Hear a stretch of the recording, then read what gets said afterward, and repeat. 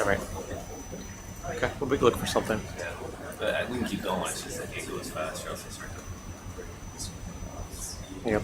I saw some glass sponges earlier. If we find one around here, we can stop and collect it.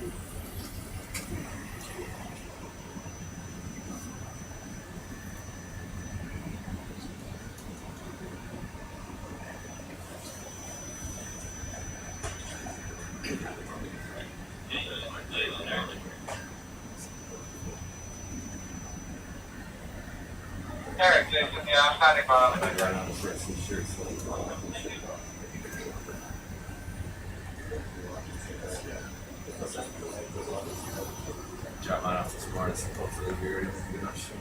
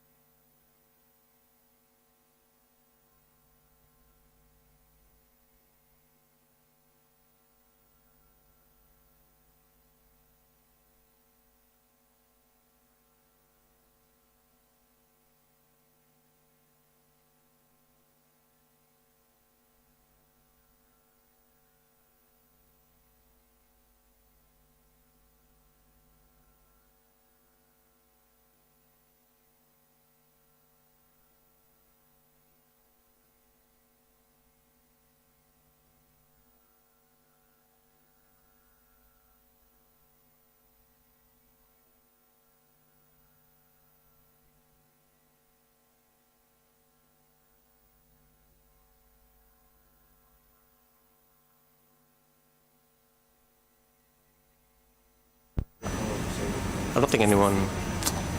I'll just look. So, we've stopped here. We're going to look at these two. So we have a sea pen here, which is an octocoral. We'll look at that in a second. But I'm curious to know what this thing is. Let's zoom in.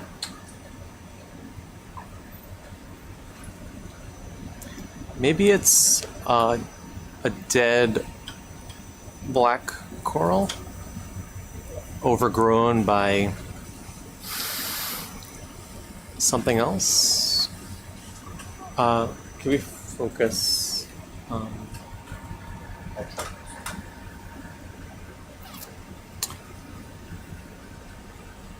Oh yeah.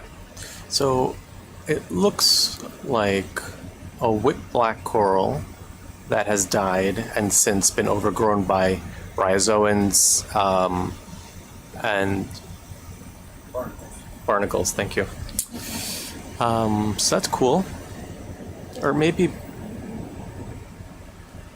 yeah, but it's dead, so we're not interested in it.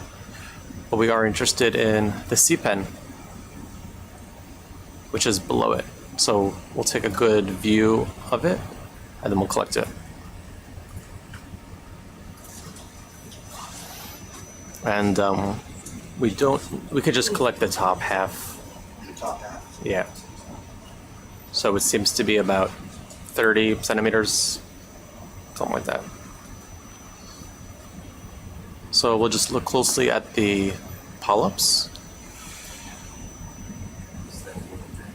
I'm gonna zoom out just so I can get I'll zoom out so I can get the lasers in view. Very close. It's a super soft coral, right? Super soft coral. So Cutting this. I think it'll rip right off. Yeah. Ooh, beautiful. All right. Kathy McFadden will be excited. Yeah, let's grab it.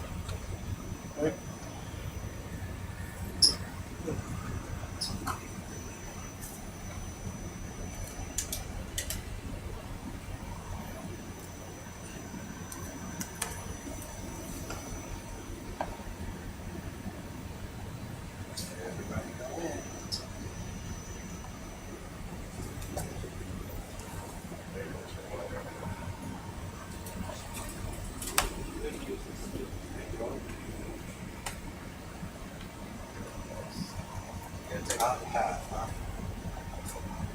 Yeah. Yeah, I think if you squeeze it, it'll just separate. Yeah, I'm just gonna try to get Mhm. under some of the arms.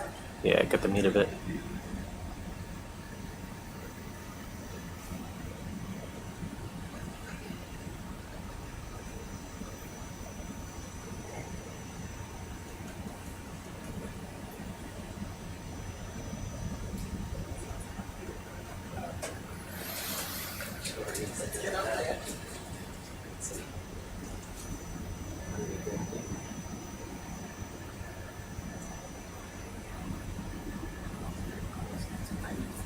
It's a tough soft coral.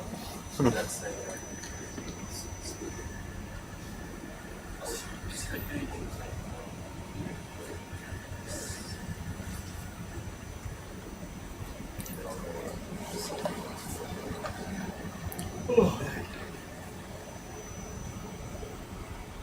You gotta put a bit in the dirty dust.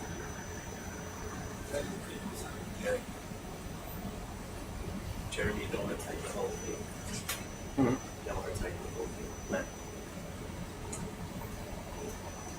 Here, for the soft corals, the top is the same as the bottom. So the octocoral taxonomist, so Right? yeah, it'll regrow.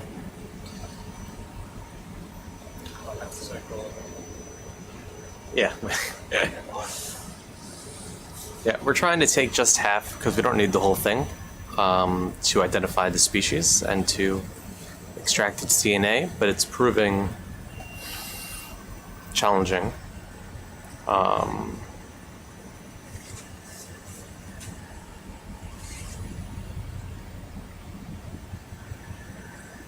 How well is it anchored in? It seems like it's pretty well anchored. I'm Start not. pulling up? Yeah, go for it. It's starting to rip. The whole thing. Whole thing's coming. All right. Yeah, this whole thing. It's all. Not anchored very well. Ooh, look at that. Well, that's cool.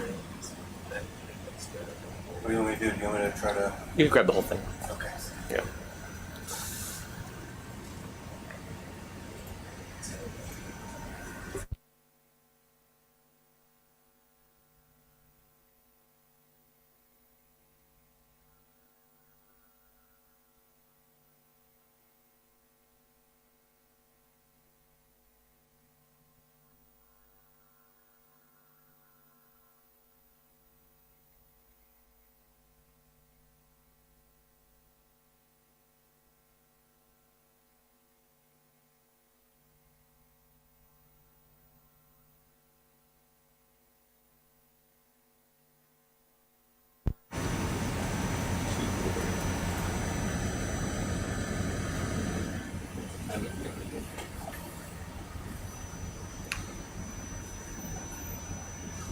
For anyone watching, apologies.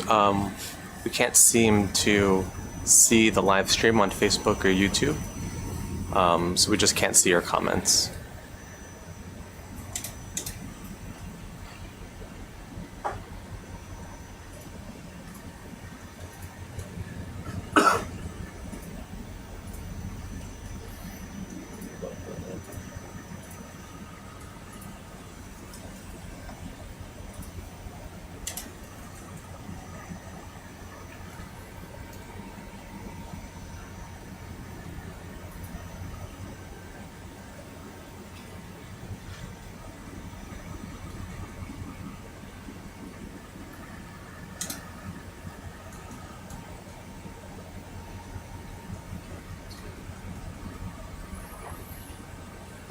Okay, and we're off.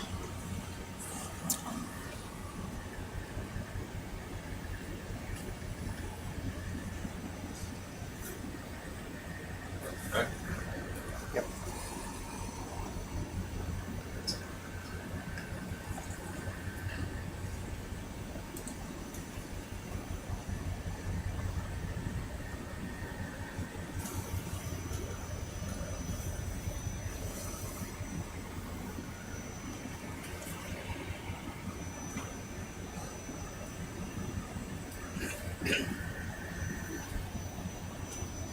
So we had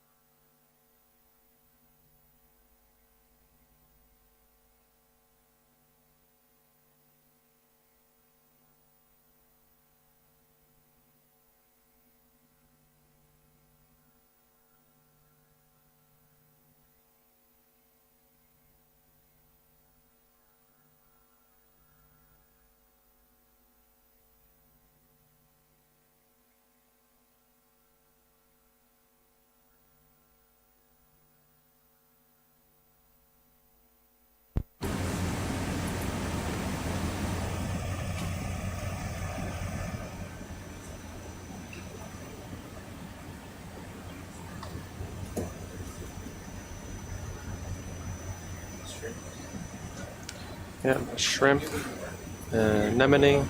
Use this. Do you want to start at the end of this start shallower?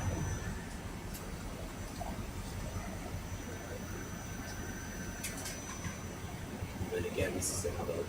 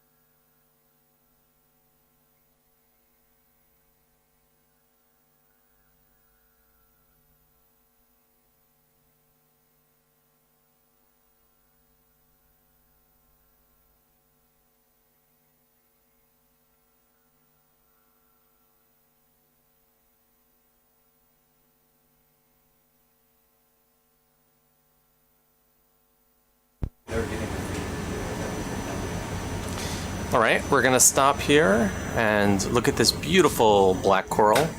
So, this might be the genus Telopathes. Well, actually, no. I think it's Lilopathes. So we're gonna, once we settle down, we're gonna just quickly zoom in at the pinnules. If there are two pairs of pinnules on opposite sides repeating, then it's Lilopathes, which I think it is. And there's so all of the genera in the Schizopathidae, like I said earlier, the morphological features are very similar. There's just small differences that separate them taxonomically, but there's very little molecular evidence to support this. There's some, but they all seem to be very closely related. So collecting this really interesting looking specimen will allow us to identify the species morphologically and see how it molecularly relates to the other species in this family.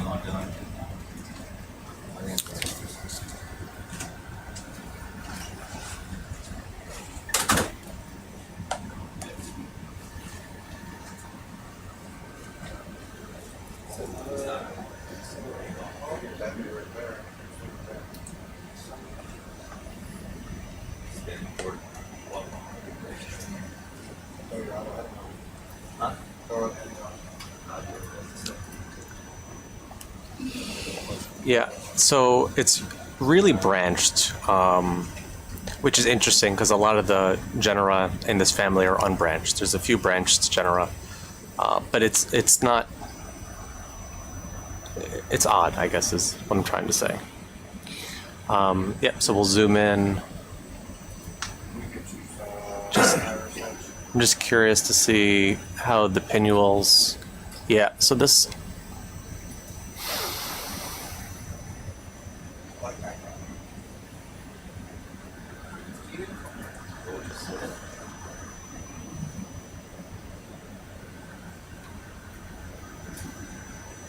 So you could see there are 4 rows. There's 2 that are going away, then 2 that have a slightly smaller angle. I'll just zoom out to get the scale in the image, and then we can collect it.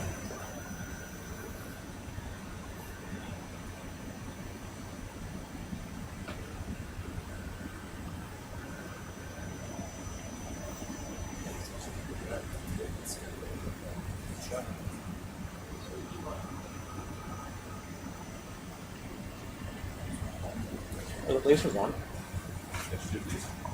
What's that? Yeah, they're on.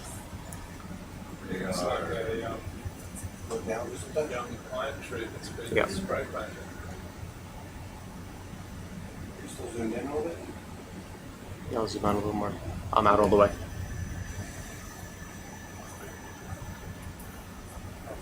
On it. Oh, there they are. Way up in the distance. Look down some more. Yeah, just to the left, a little to the right, And to the right. and to the right. They're almost at the base. Keep going. Oh, yeah. Okay, good. Yeah. Very good. All right, so that's all we need. We can go and grab this one. And, the whole thing. Didn't bring it forward the other one. Yeah, please. So this is the first of this genus that we're collecting on this trip, which is great. We're going to try to collect as many of these deep sea and mesophotic genera as possible. And we're giving people years of material to work with, which is really exciting.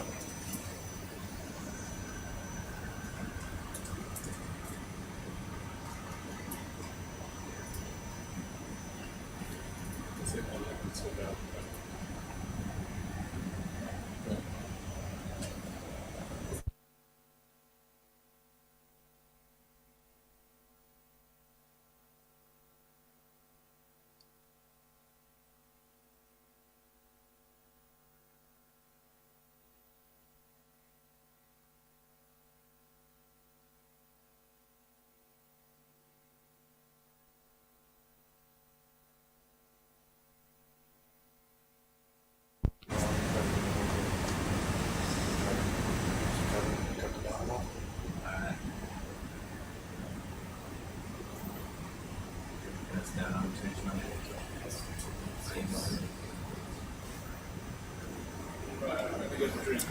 Sorry, everyone on YouTube. I wasn't able to see the chat for the last about 40 minutes. I apologize for that. But now I can see it again. Fortunate.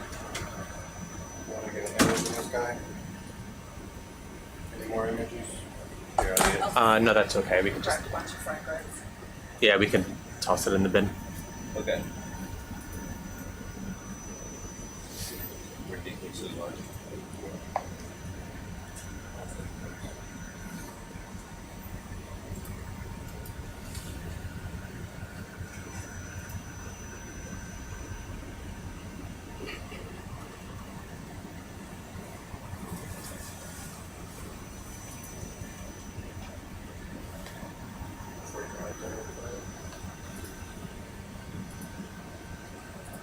Alright.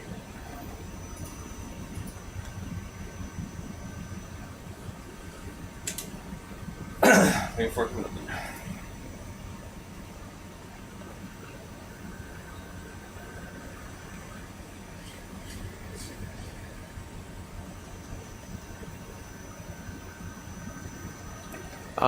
Brutal. So technically, black corals aren't endangered. So really, they're data deficient. What we know about corals mainly represents shallow water species, and even among shallow water species, we don't know that much. But among the deep sea species, we're just starting to understand, what is a species, and how does one species differ from another. So technically, these aren't endangered, and in the deep sea, of course, there are threats towards biodiversity in the deep sea. But we're taking calculated collections of specific species that are going to provide us with a lot of new information. And that information is going to allow us to better decide how we go about protecting biodiversity in general. For example, if this species, which we don't yet know what it is until we get it in our lab and identify it and sequence it, if it turns out to be a new species, and if this seamount turns out to be a seamount that has many rare species on it, that would provide decision makers with information that allow them to protect this area. And in the long run, we'd be protecting biodiversity in an area that needs it.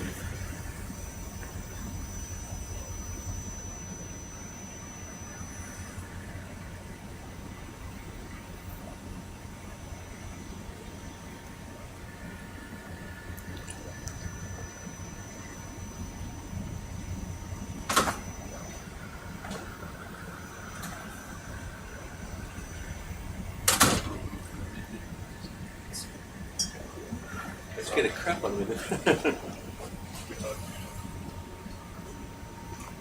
Yeah, no problem. Happy to answer your questions, Brutal.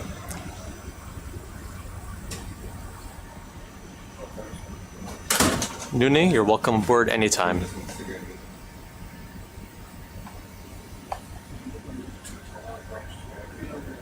It's fishy. That little one will be fine right there. Yeah, that'll go down.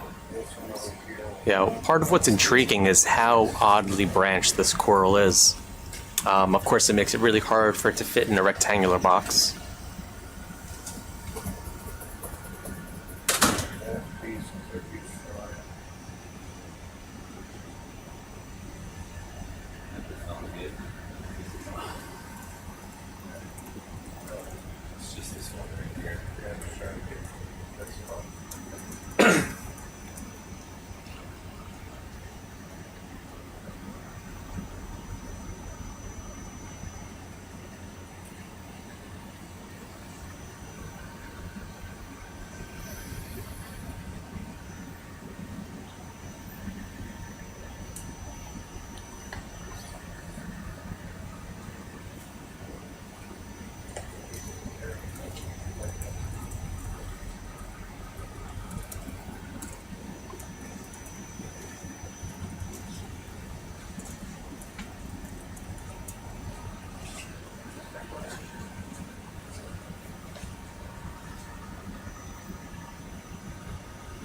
Those brown bodies. Breathe. Come down slowly.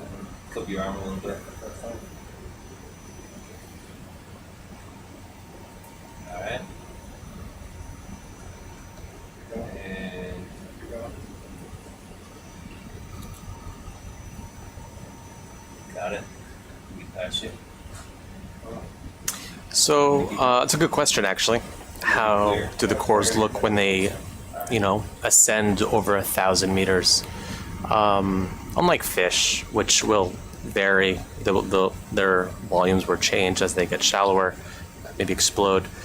Corals don't actually change their shape when they come up to the shallows. So black corals are made of a protein called chitin. It's dense. It's actually, if you've ever seen, it's what beetles are made of, this proteinous chitin material. So what it looks like now is essentially what we're going to see when it gets to the surface. And however, very quickly, once it exits the water, the tissue starts to die and the DNA also starts to degrade. So what we do once it comes on board, I run out with a bunch of bags, put each coral in a bag, and fix the tissue in ethanol, and that preserves the tissue for long term. So I'll preserve a small piece of the tissue in 100% ethanol to conduct molecular analyses, and the rest of the colony will be in about 75% ethanol, or I will dry the colony after fixing it in ethanol. And from then on, it'll look exactly as it does now, which is really important because when it is deposited in a museum, and these specific corals are going to the Museum of Tropical Queensland, we'll be able to look at it and we'll be able to compare it to other corals that have been collected or that will be seen during future surveys. And that will allow us to update. So first of all, identify what the species is, and then secondly, figure out how far this species extends. And these species ranges are really important to understand because if a species has a very small range, that makes it in a way rarer than a species that is cosmopolitan or found all over the world. So that's a really important thing to figure out. That's a good question. It's a little bit. Maybe that's what's going on. Yep. Clear. Don't you come out. Don't you do it.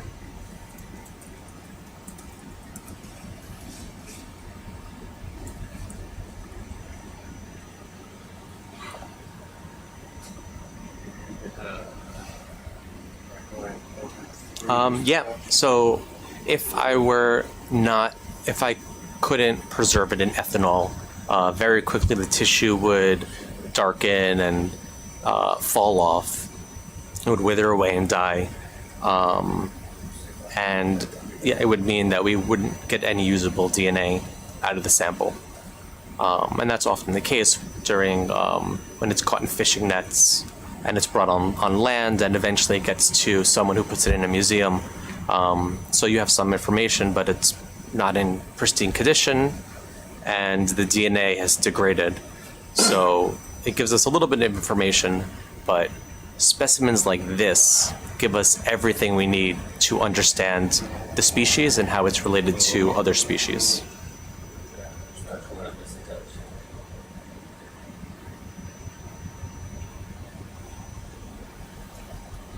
There you go. A little more, or we'll work around it. Yeah. You pull it a little bit forward, push a little forward, and around it.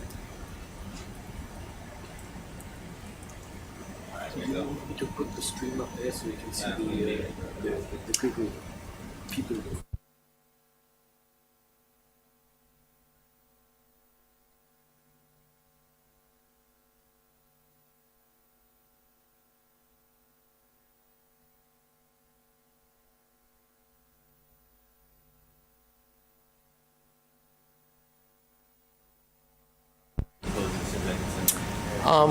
We don't need to keep them pressurized. So yeah, they're obviously under a lot of pressure now.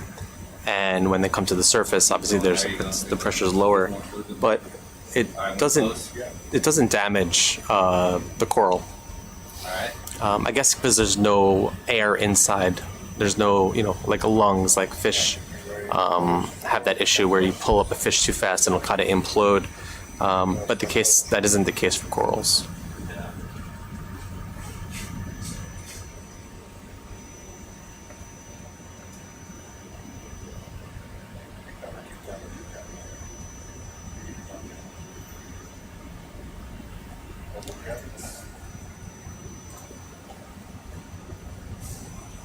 Down a little bit. I think I got it hooked on the hook. Not slow.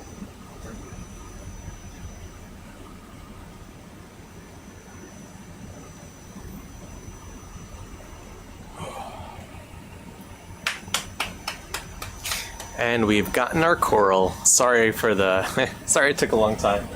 All right.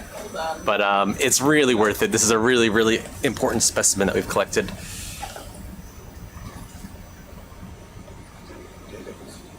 It's like trying to get Sisal Bob into a car scene. And bamboo corals also have a protein, so they have a keratin, which is similar to what's your fingernails are made of, and also calcite. So it's repeated, alternating bits of calcite and protein. All right.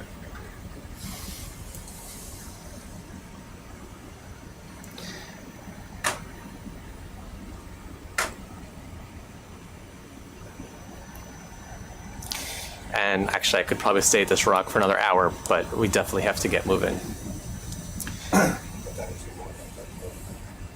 I don't know if you saw it before. All right, so we're gonna head up Can Seamount, and we're gonna try to get in a transect, a 500-meter transect. And the purpose of these transects is to have a quantifiable survey, so the exact same distance in different habitats, different seamount types, and that will allow us to compare the different assemblages of living things in the different sites. So again, these sites, have never been explored with an ROV, so we're getting really good video data. So afterwards, we can play back these videos and identify everything we see within those transects, and then compare the assemblages. Where is diversity higher? Where is it lower? What is the substrate? What are the abiotic characteristics? The temperature, the current, the angle at which it sits on the substrate. All of those drivers, and how do they allow or don't allow high diversity of invertebrates. Oh, no, he hasn't done Oh, an octopus. We'll keep going because we are behind, All but right. Zoom in for it real quick. I'll do a quick zoom in of this beautiful octopus. It's gonna be a crowd favorite at home. Anyone want to name this octopus? Brian, Brian. That was quick. it. Oliver. Oliver. Theo, J-Rod says Oliver. Oliver the octopus. Yes. All right, big enough. Sorry for the quick view. During later dives, and again, we have weeks of dives almost daily, so we'll certainly have the time to explore and take our time with different critters. We've just gotten a little bit behind schedule today, so we're trying to do what we set out to do.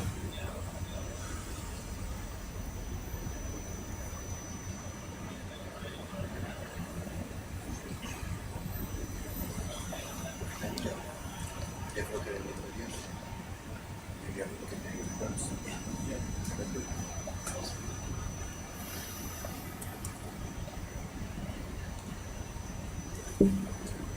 I started working on the second dive. I should have looked at all the dives minus the names, but.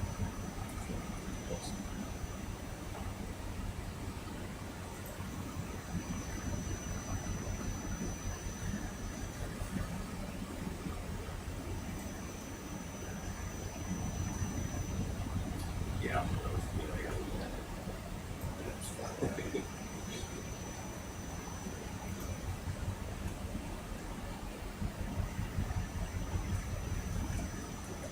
Just want to call it HD camera. Yeah. Just so you know, so you're careful, but It's less than 3, so I would do it. Yeah.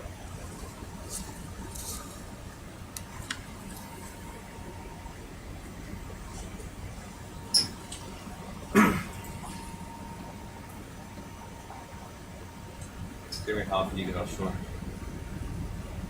How often do I get offshore? Yeah. What do you mean? How often do you get to go on a boat? And do field work. Well, I've been lucky. I was last year in the same location in the Coral Sea on the Investigator. That was a dredging expedition, primarily geological. But since they're dredging up rocks, they might as well throw a biologist on board. And, you know, since we've already collected the corals, might as well put them to good use. So we collected 150 invertebrates, and it resulted in range expansions for many different species. And I've also done expedition from the scuba diving from the bottom to the top of the GBR. So that was 30 reefs in 30 days. And that was really awesome. So yeah, I've been lucky to do a lot of these trips. I went to the aquarium there in Canada, and they have like a whole Great Barrier Reef display. Mm. They have one of the really big fish with like a big hole on top. Like Nessie. Yeah, they're all the same to me. They were just talking about how protective they are, like, but they're also like big puppy dogs who like come brush up on you and whatnot. Lena and Rose went to the aquarium yesterday. Oh yeah, did you like it? Yeah, had a good time. Sorry, so we get picture that. Yeah, the RV Investigator was a really great experience.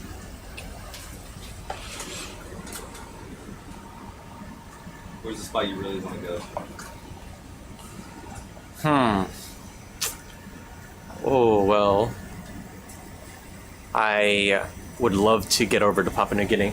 I was there a year ago, and we discovered a new genus of black coral. So, but we only found it in this one site in Kimby Bay. And I would love to go back and see where else that genus, how far that genus extends. I think we were supposed to go to. Were we supposed to go to Papua New Guinea? Oh, it's an unbelievable place.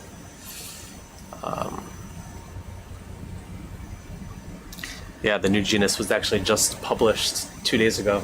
So right before, The one that you're talking about, your paper? yeah, right before our first live dive, I got the notification that the paper was published. So that was really exciting. Thank you. Yeah, so if you're interested, Blastopathes is the newest black coral genus.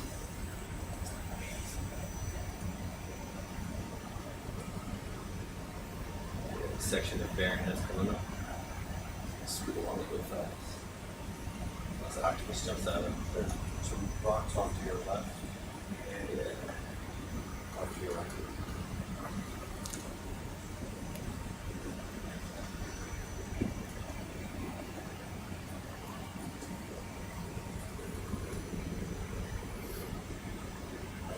Slight little dog leg. Yeah.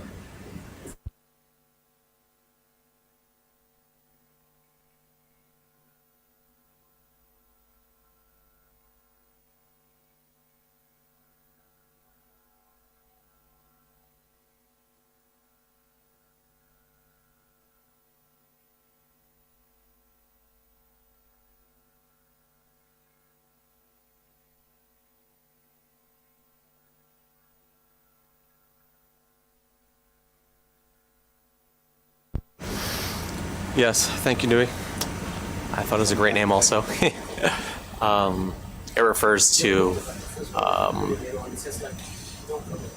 so in Greek, blastos means coming from one point and sprouting outward. And this new genus has pinnules that all extend from one point on the stem and come outwards and grow upwards. So the species is Medusa because it looks like the snakes on Medusa's head, so it's Blastopathes medusa. Medusa or the Gorgon, whatever.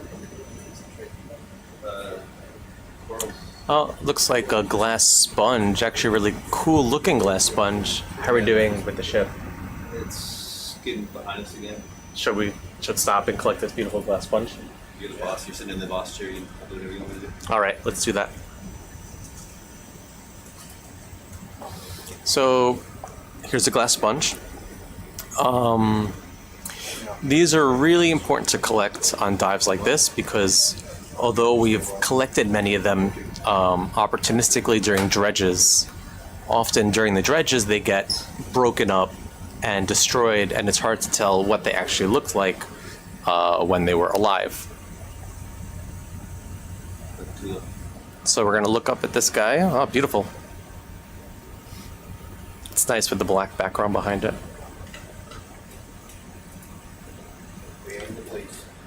I'll just zoom in quick, and then we can grab it. So there's some bryozoans growing at the bottom of it. Oh, it's beautiful. All right, we're going to try to be really careful and try to pick it up from the bottom. So this is made of pure silica. So it's pure glass.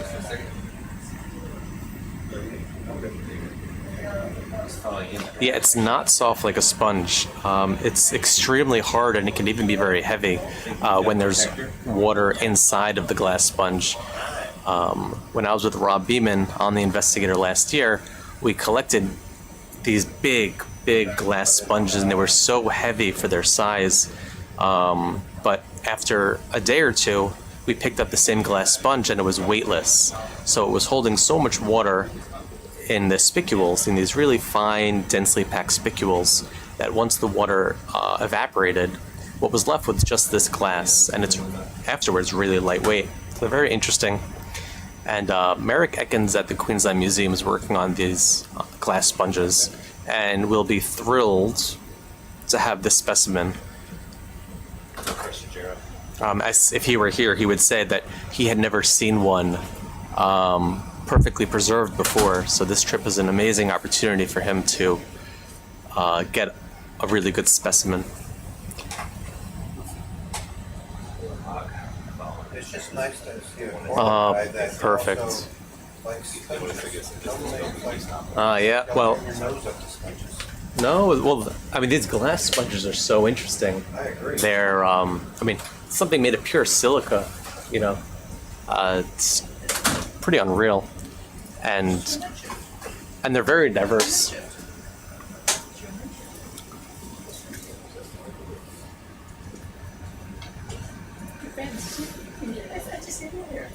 This is a little one, yeah. They can grow really big. It's called a tulip glass sponge. J-Rod says wine glass, so now it's called a wine glass sponge. But they can grow really big. If you search on YouTube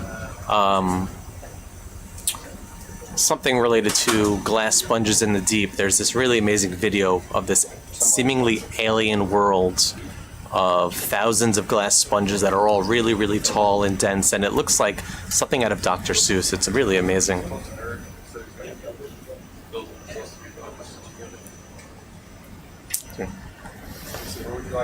Glass sponge. Will it fit in? I guess we could put it. Is it a challenge to open up BioBox 3-4 with the coral in there? Oh, it is a bit of a challenge. All right. So I think I can sneak it in for the. Yeah, I can fit it in for. whichever is easiest. Don't And open it all the way. Just yeah, those are the heavens. There's something really big and there's not much. yeah. So in this view, you could see the inside of the glass sponge. So it has these chambers, and water will go through these chambers. No more. Later on in this expedition, we'll try to get Merrick Ekins to talk to everyone about his work on glass sponges. It's fascinating.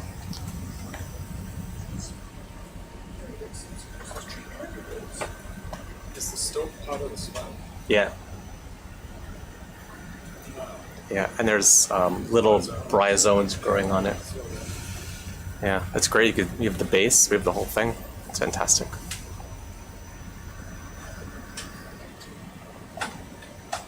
Yeah, that branch coral's stretching.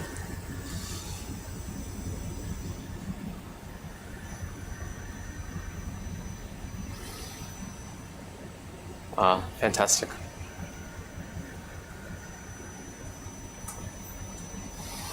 Beautiful. Amazing. This one, you want it. That's Holmes. That's fine. Okay, now we're going to continue. Oh, can't see mount.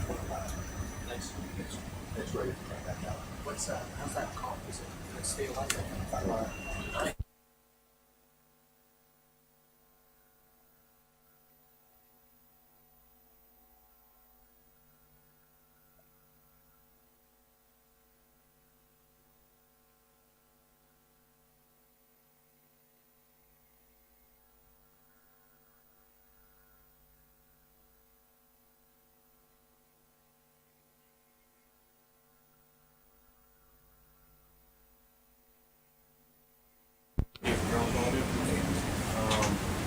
Try to keep him a little bit ahead of you, keep him from 30 to 20. And it's a steep incline, you're coming up fast, but you're gonna be pulling in pretty fast. All right, ready? Ready. Yeah, thanks, Rob. Quartz has the same chemical composition as silica.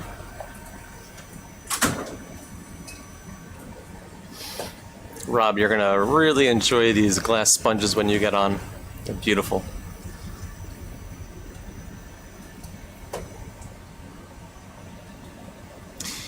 This is a Gorgonian we're passing over. And there's another Gorgonian, a pink, maybe a bubblegum. Oh, and there's an octocoral in the background. And there's a bamboo to the right, the white, looks like a bamboo coral. On a later dive, we'll get to them. Keep going, right? Yeah, Tell me stop. Let me see something. absolutely. I'll keep my eye out for stuff too. Anything in particular you're looking for? At this stage, we're trying to get shallower so we can start our transect.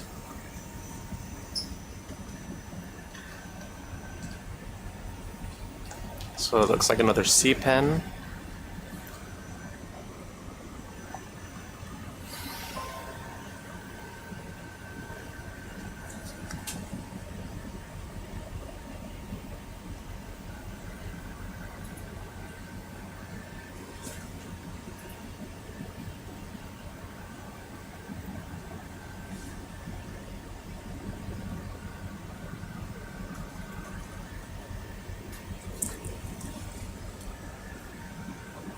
Oh, there's a fish swimming in a really odd way. Seems like it's sleeping.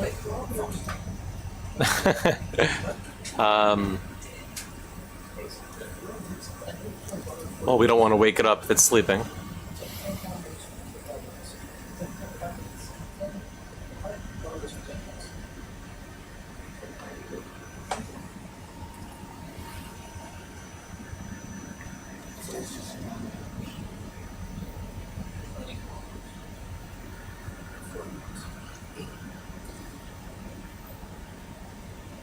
What's our target depth for a transect?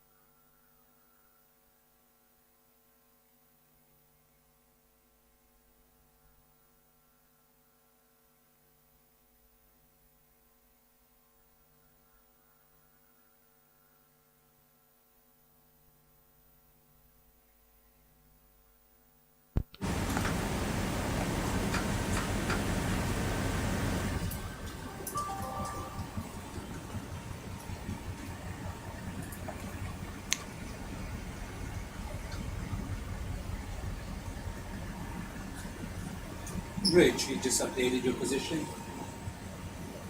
Great, so just updated your position.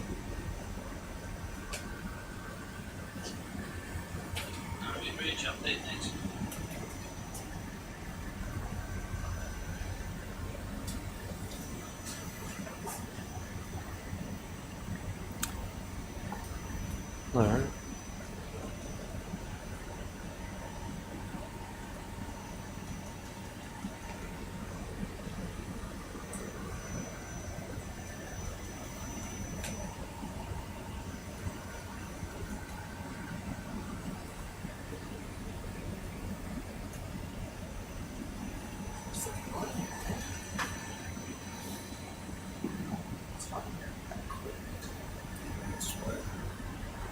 Texas. Well, this is my kind of weather as well. This is Townsville weather. Still have over 1,100 meters. Until we reach the top. Yeah, we're not going to get to the top.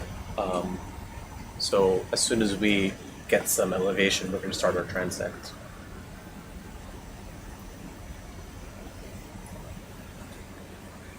And yeah, and we have tomorrow also. So tomorrow the dive plan looks like a fish. Yeah. So tomorrow the dive plan is to revisit Can Seamount and do another nice long dive. So the main goal here is to try to survey the shallow and the deep. We got a bit distracted today, a lot to see down here. But yeah, we'll try to survey the entire bathymetric extent of Can Seamount, being that it really hasn't been explored and it's expected for there to be a lot of really interesting biodiversity and different biodiversity in the shallows compared to the deep.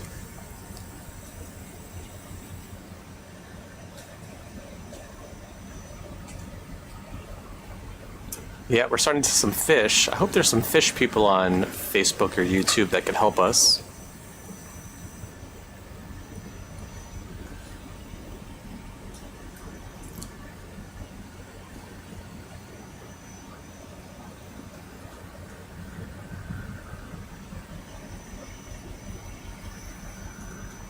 Okay. You're fish people. That's good.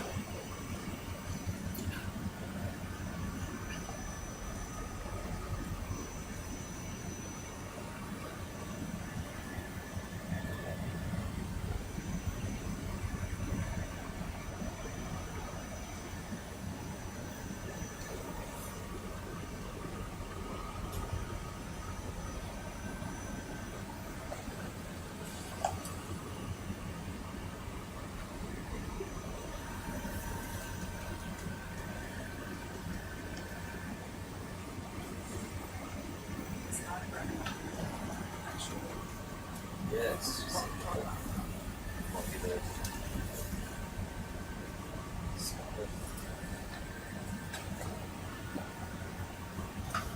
Is this a rock sample from Chris or? Okay.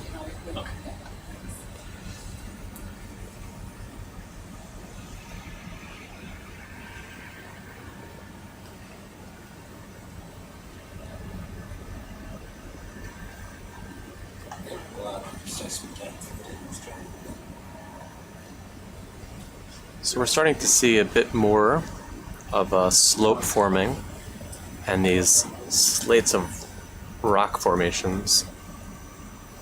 So we're getting indications of a change here.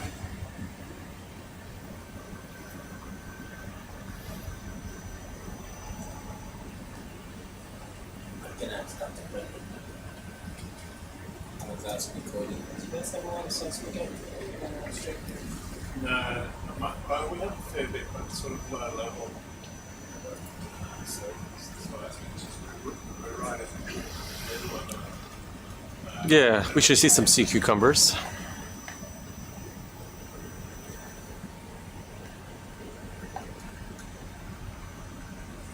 Juan has over 300 earthquakes ago.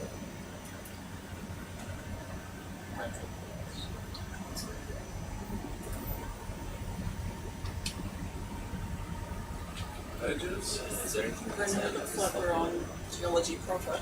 Yeah. one for painting? Yeah, it's hard to say what it actually is. Brutal, actually, that's a good question. So, seahorses can be, I mean, maybe not this deep, but you can find deep seahorses.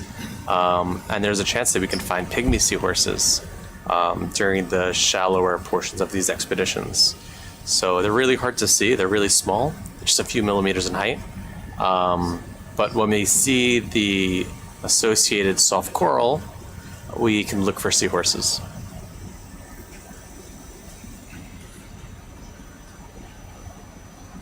Keep on going. Yep. Rocks. Are you waiting for me to make a call, Brendan, or are we doing rocks? Do you want to get sample? I think we should. Yeah. We get a rock sample around out of that cliff face, maybe? Like around here somewhere? Yeah, just so from the the face. thing is we don't want to pick up a loose bit of rubble. We want to actually get a piece of that. So we're going to collect a rock sample here. These seem to be You gonna use port on them? interesting. Different than the rocks we saw down deeper. So whenever there's an indication of some sort of different makeup of the rocks, we want to collect it.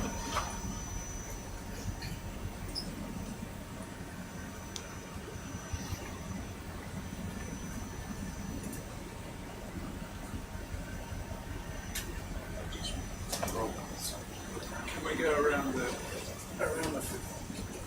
on the right? Yeah, on that sort of cliff face. We know from that unit anything along there is open out.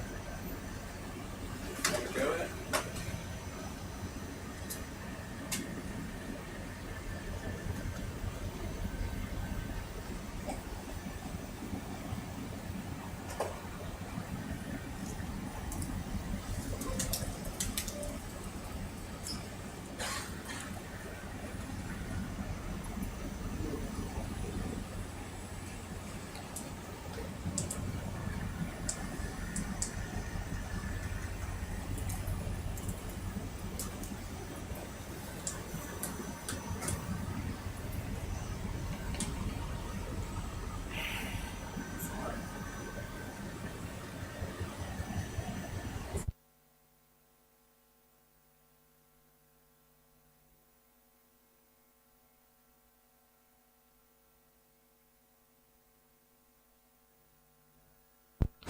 Hey, Bertle. That's a good question. So I'm going to bring on Marty McNeil, who's going to explain to you why we're collecting the rocks and what it tells us.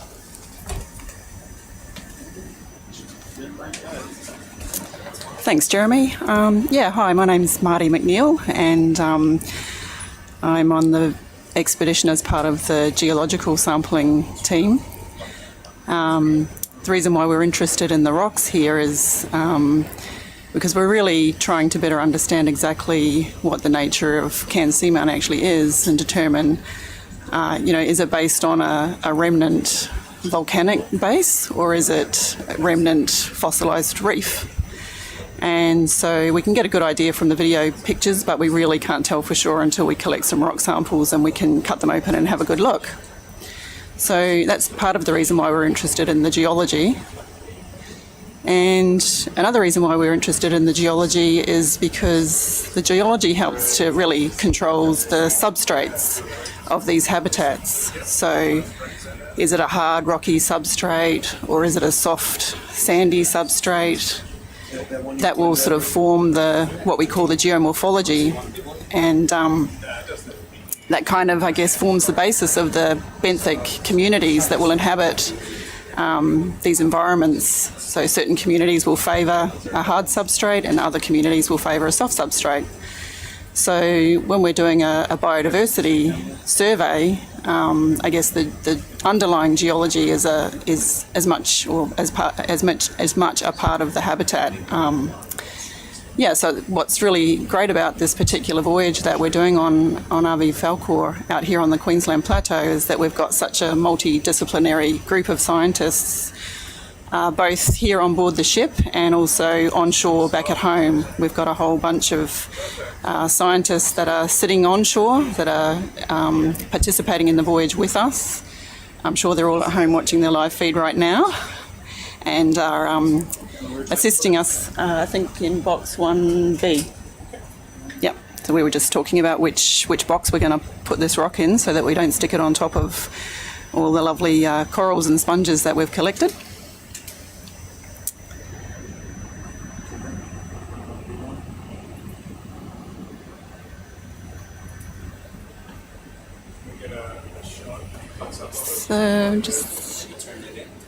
So we're at about 940 metres of water depth at the moment, and we'll just try and get a nice shot of this piece that we've just collected.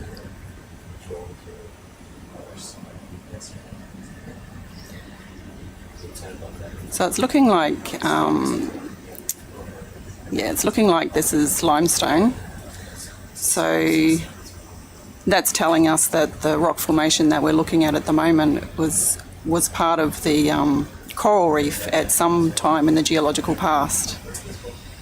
So we're down at 940 metres at the moment, but if this rock was formed by a coral reef community at some time in the past, this part of the seafloor that we're on now must have been up in the shallows, up much closer to where the sea surface is now. 1B, correct? 1B, correct, yes.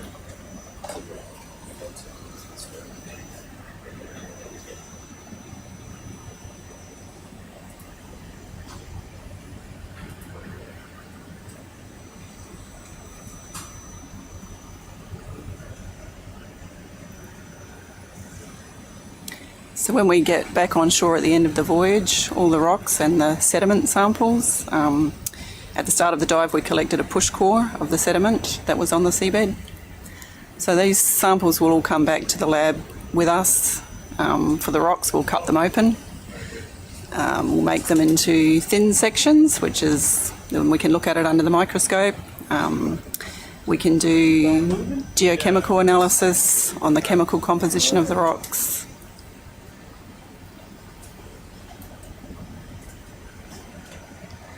So one of the questions I think on the YouTube feed is, will we be able to tell how long ago it was formed? So when we collect these fossilised reef rocks, that's definitely one of the objectives, is to be able to try and date them and see if we can get a sense of the age of these formations.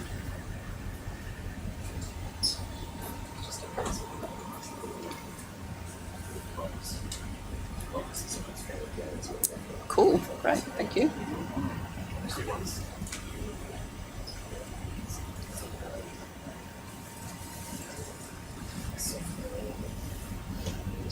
Yeah, you can really get a sense of the slope now on these flanks of Cairns Seamount.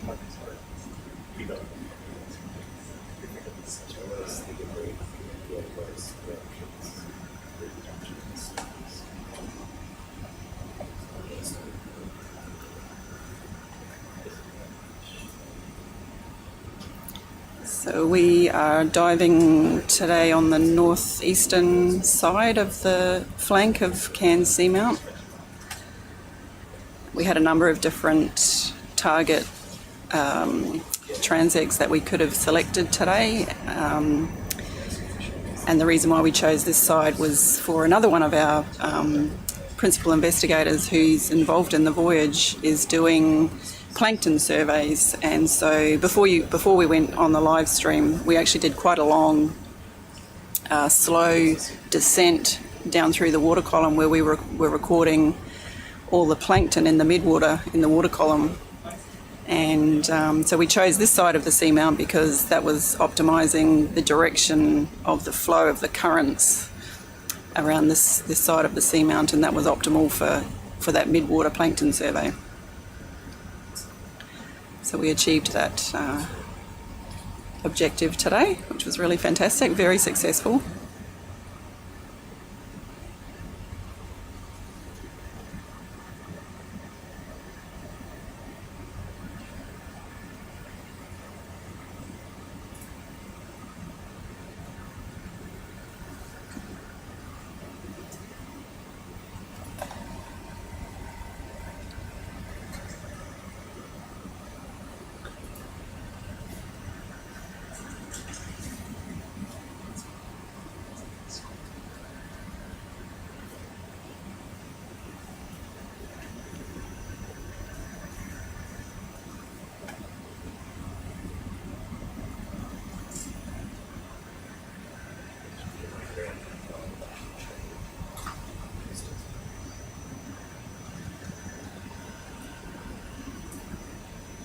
And how far have we actually traveled distance-wise from waypoint one, right?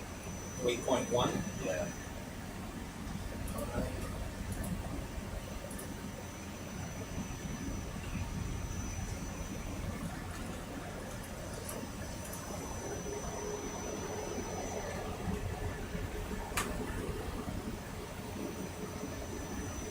That's 650, 640.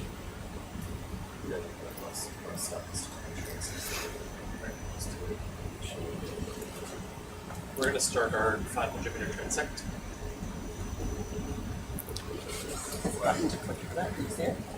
When you're ready, there's We're going to start it here.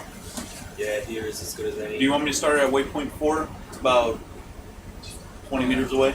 Yeah, that's great. Good. So we have a solid starting point. Yeah, so What I'll do is I'll just high tail over there real quick. sounds good. Starting now. No, we're just going to 20 more meters to get to waypoint 4. Cool.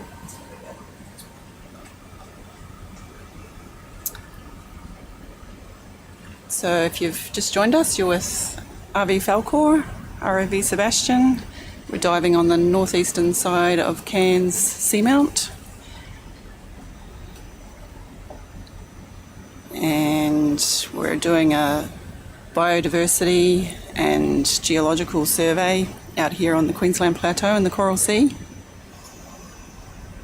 And what we're going to do shortly, we're just moving into a position where we're going to commence a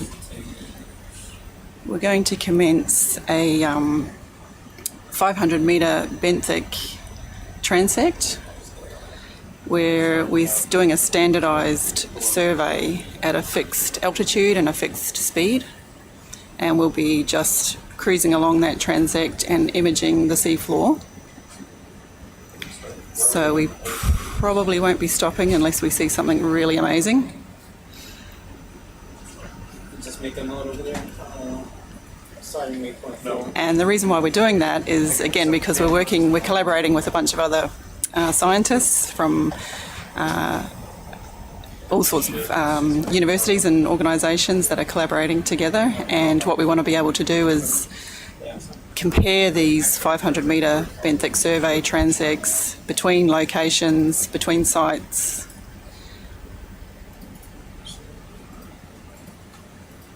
And make comparisons of the habitat types and the biodiversity. And so in order to make these comparisons, we need to use standardised methods.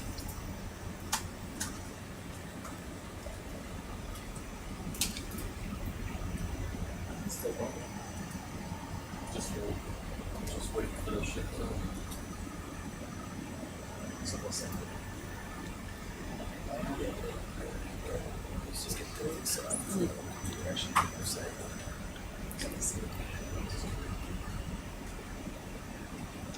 So our ROV pilots here are Cody and Ben, and they're just manoeuvring us into the right position.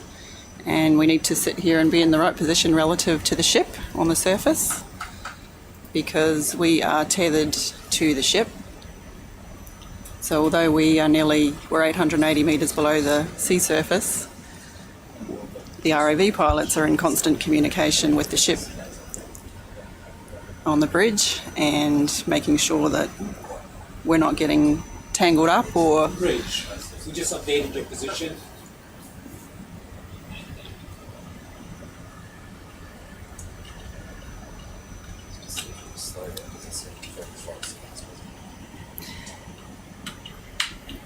Yeah, Jason, this terrain is quite steep.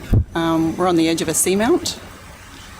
And so it's like a conical shaped pinnacle pretty much that rises from, well, we started this morning at 1,200 metres depth, and it rises up to about 40 or 50 metres water depth. So yeah, it is How's quite that steep. Camera set up for you?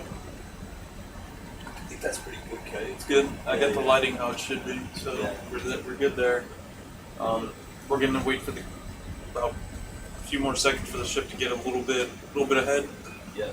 and then I'll pop up 2 meters and we'll start going.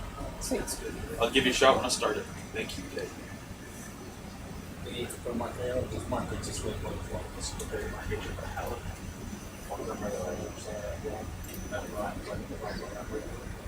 So we're supposed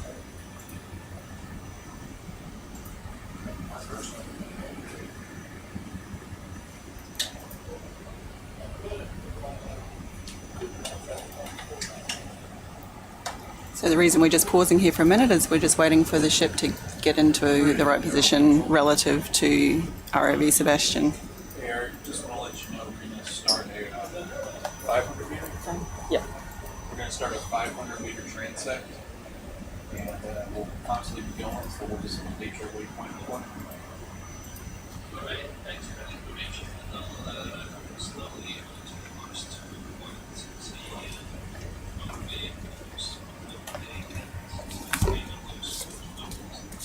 That works for me, sir, and then I'll just wait right here for you to catch up just a little bit in front of me, and then we'll begin with your waypoint.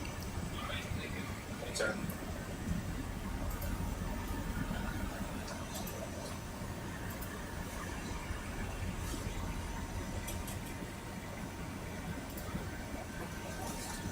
Alright. Start pulling in some bin, bring me down that, bring me up to 80.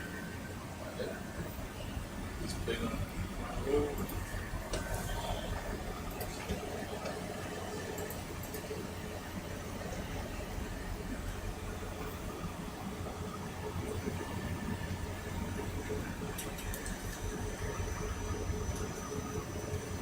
Alright, I'm going to come up to 2 meters and then we'll start the transit here shortly. Okay.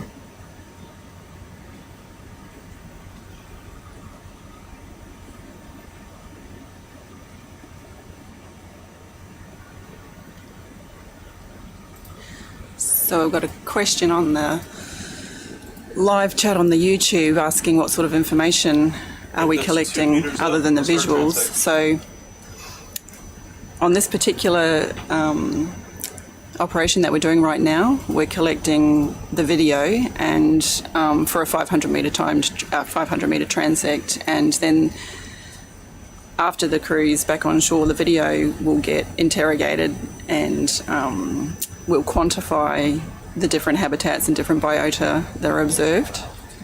So that's one objective. Other information that we've been collecting is regarding the geology of these habitats, the rocks and the sediments, and we've been collecting samples. We've got scientists on board.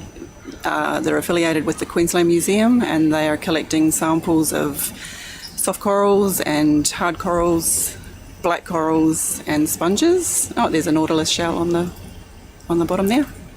Hi Rob, yes, I've seen lots of Halimeda flakes and itching to get higher up, but I'm not sure how we're going to go for time today.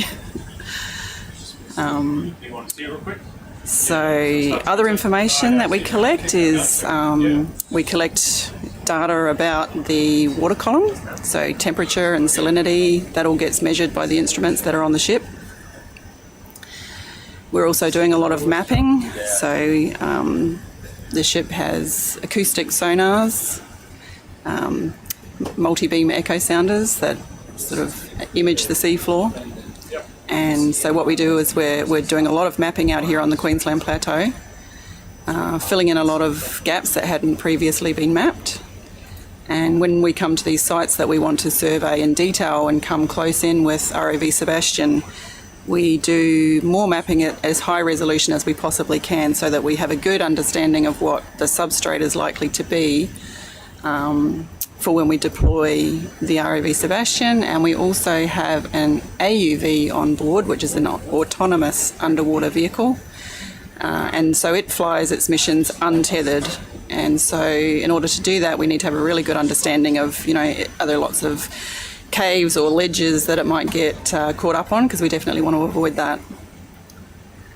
So I guess a fundamental part of what we're doing is a lot of detailed mapping.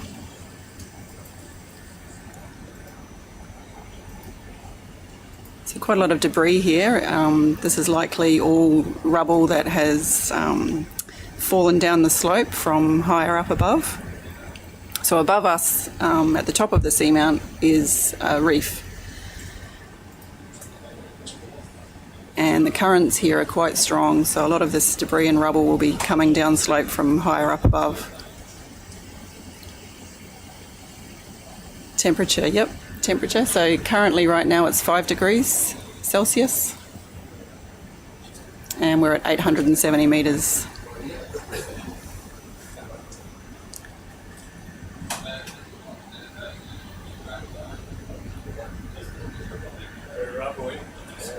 Yeah, lots and lots of coarse rubble.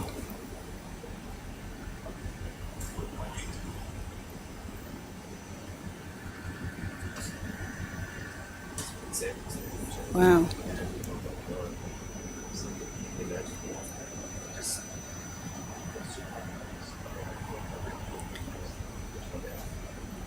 Is this a good speed? Yeah, what speed is it?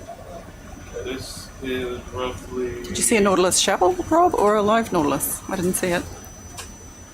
0.25 meters a second.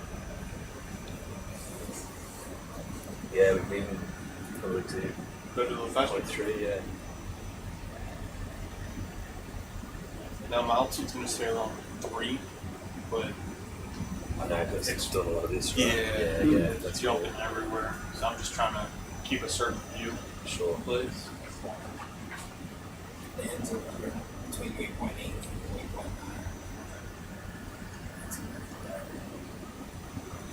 So I guess each expedition, each group, each party of scientists that come on board our RV Falkor have different objectives, different missions that what they want to do. Sometimes it might be purely a biological survey, or plankton, or Hey, Rich, we just updated your position. so I guess that kind of influences what gets brought to you through the live feeds.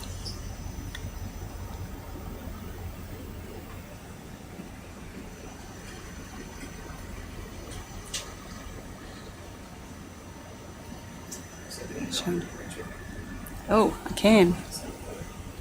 Okay. Yep.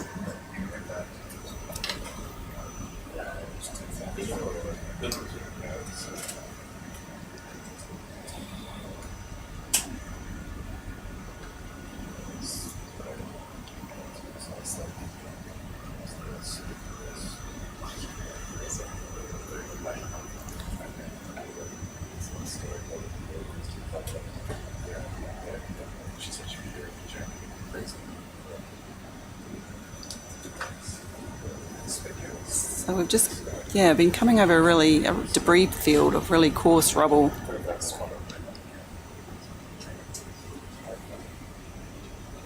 And quite a lot of cans.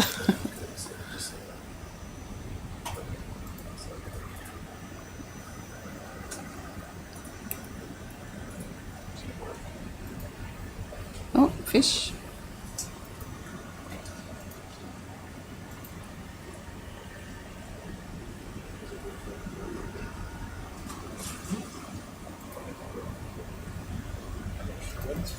Cans and cans, exactly. There's a question about the AUV. Is the AUV exclusively for mapping missions? So no, the AUV that we're using on this voyage, or the purpose that we're using it for, is yes, it does fly at low altitude, and it has sets of stereo cameras fitted on it that are timed to go off at set intervals. And so again, it's pretty much it's a visual survey, and the AUV is at much shallower. We deploy the AUV at much shallower depths. So with the AUV, we're trying to target the mesophodic to shallower depths, so around, I guess, about 180 metres right up to 50 or 40 metres depth. So much shallower than what we are here now. You're about to go straight up. Yeah, straight up a rock wall now. So yeah, with those stereo images that we collect from the AUV, they'll be stitched together, and it'll what we call photo orthomosaic. And again, we can use that to put together sort of a 3D picture of the seafloor from those images as well.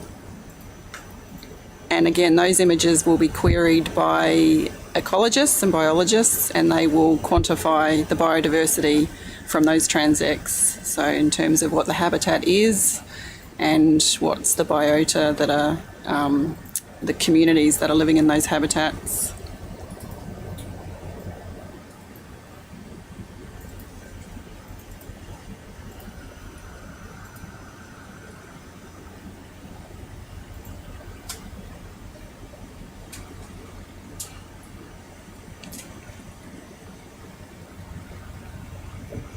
So by combining the imagery and the data and information from ROV Sebastian and the AUV up in the shallower depths, we can really piece together a full picture of the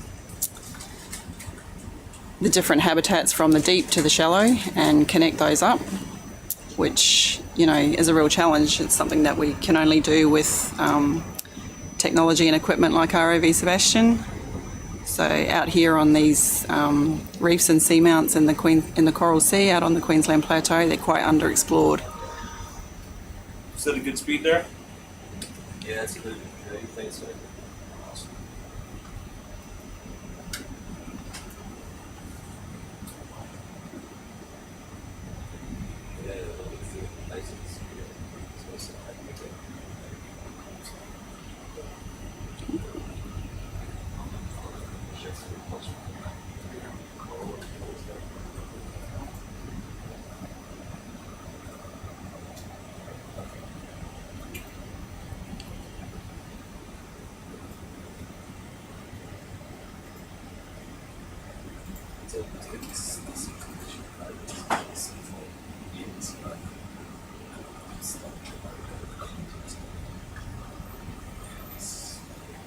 Bridge. What have we got here?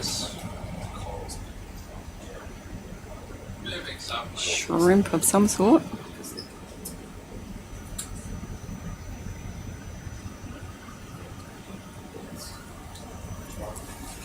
Oh, Travis, you're quite welcome. Thanks for asking the questions.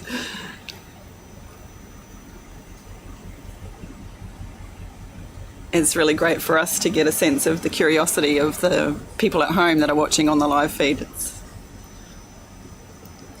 I mean, we're having a great time out here and it's very cool and we're having lots of fun, but we love to see that the people watching at home are enjoying it just as much as we are.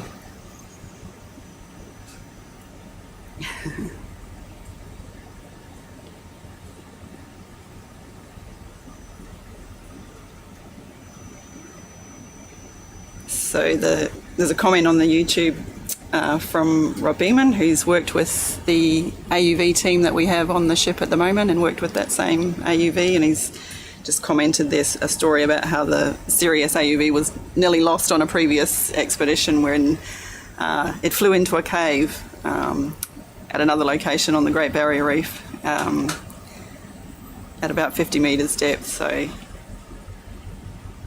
they needed to come up with a plan to bail out and try and get the AUV out of the cave and recovered.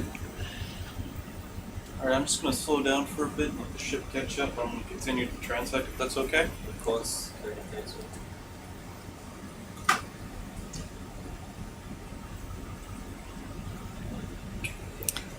So the difference between the ROV and the AUV is that the ROV, Sebastian, stands for Remotely Operated Vehicle. So ROV Sebastian is connected by a tether to the ship. Jason, if you can, you can speed up just a little bit more. And so here in the control room on board the ship at the surface, we've got our ROV pilots and they are remotely operating the ROV Sebastian. So we've got Cody and Ben in the control room at the moment, and they're sitting in front of an array of screens and they are driving ROV Sebastian with a joystick and the controls that control the cameras. Whereas with the AUV, it's completely autonomous. So we program a mission with waypoints, coordinates, and program that into the AUV, and we send it on its way. Bridge, you've updated your position. Yeah, I see that.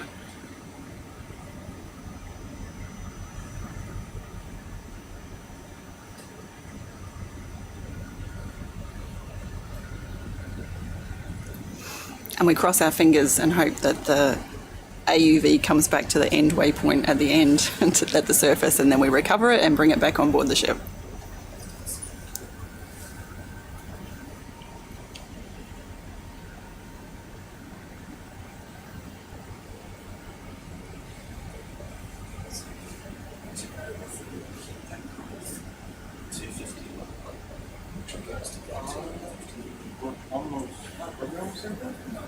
Yeah, so the PowerPoint says I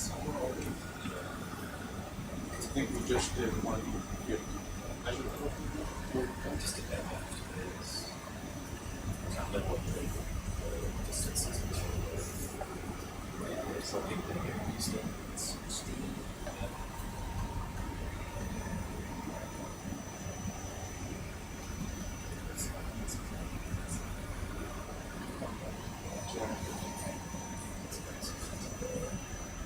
I was trying to clear. No. We already did about 180. Yes. It's over here. It's like, it's start. So somewhere will be halfway.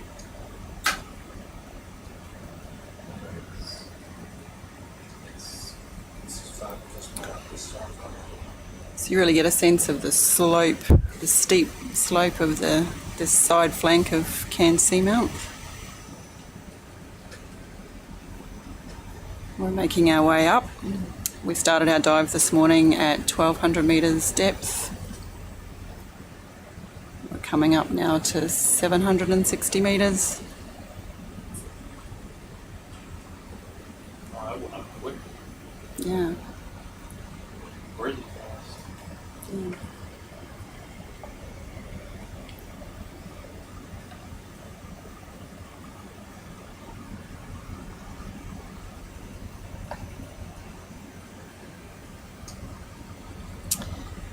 The coral that we collected earlier, there's a question, is it going to the museum in Cairns? So it's going to the Museum of Tropical Queensland in Townsville.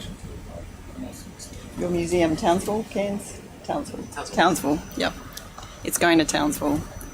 And also Brisbane. Oh, and Brisbane. So Queensland Museum and the Museum of Tropical Queensland. Yep. So Queensland Museum is in Brisbane and the Museum of Tropical Queensland is in Townsville. And we've got Jeremy Horowitz on board, who is a PhD student with James Cook University and Queensland Museum. And he's a specialist in black coral taxonomy. So he's the scientist on board that's helping us with all the biological collections. And he's working with other scientists who aren't on board the ship, but they're at home on shore. And so those collections are for the museum. So it looks like we've had a change in the substrate now. We're really over a hard rock, very steep, bit of a canyon there in between.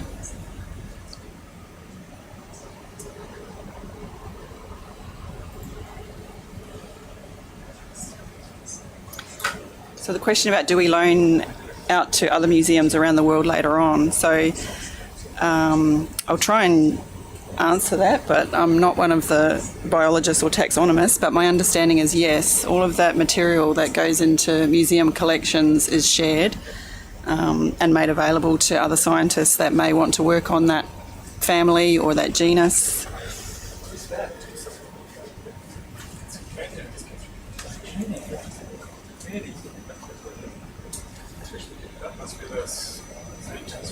So in general, and certainly on these expeditions on RV Falkor, there's a really big emphasis on open data. So all of the data that we collect, so the live video feeds are obviously public, but all of the data that we collect gets made publicly available and other scientists can use the data. We might have to pause the transect for a little bit. Sure. If that's okay, we gotta wait for this ship to get up to us. We're almost 200 meters away from it, so. Whatever you gotta do, we can have a chat and look at what's in this community. Yeah, it's very different. Maybe look. Okay. We'll go look at this over here. What's this? Yeah, there you go. You wanna? So we'll pause the transect right here. Ben, I'm gonna drop the bin. That never next again. Drop it. I'm gonna add them as well so I can see it on the screen. Okay, we're dropping a pin where we're pausing, so we can come right back to it. You wanna go take a look at the inlet? It's okay. Nothing imminent. But we can look around the general area while we wait. Okay. It's very smooth. right? Isn't it? Yeah. Yeah. So we're just commenting, these rocks are very, very smooth And so if this is part of a ancient limestone reef, then what it suggests is that at some point in the geological past this has been potentially exposed at the surface and weathered smooth. So I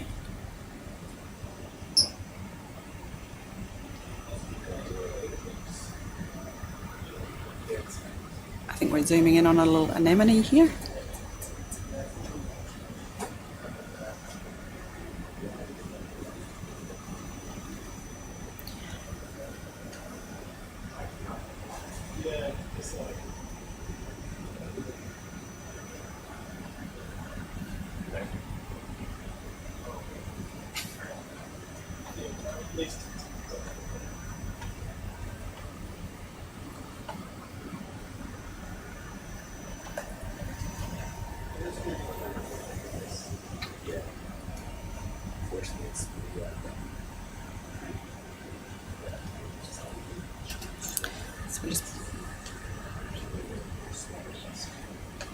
So we're just waiting for RV Falcor to catch up to us. We've got a little bit too much distance between us and the ship at the moment, so we're just pausing here for a little moment.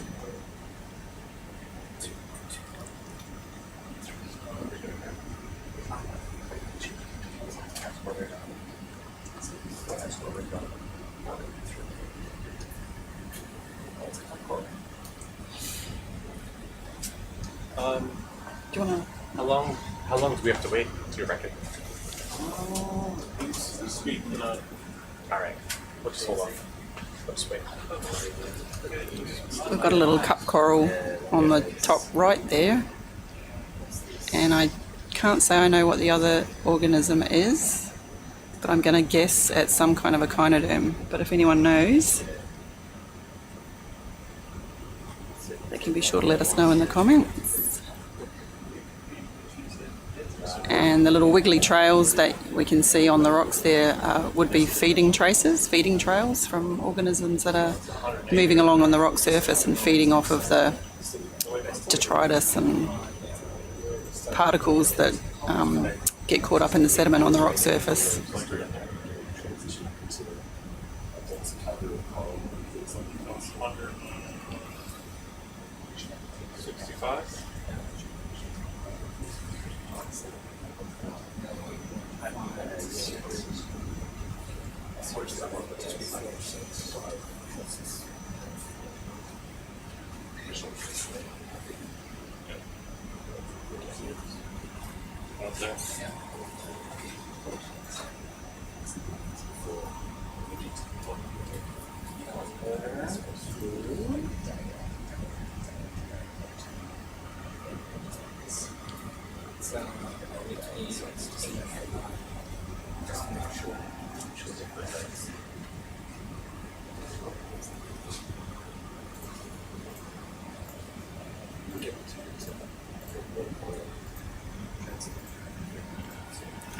So if you just joined us, we're just pausing here for a little moment while we get back into position between the ship and ROV Sebastian.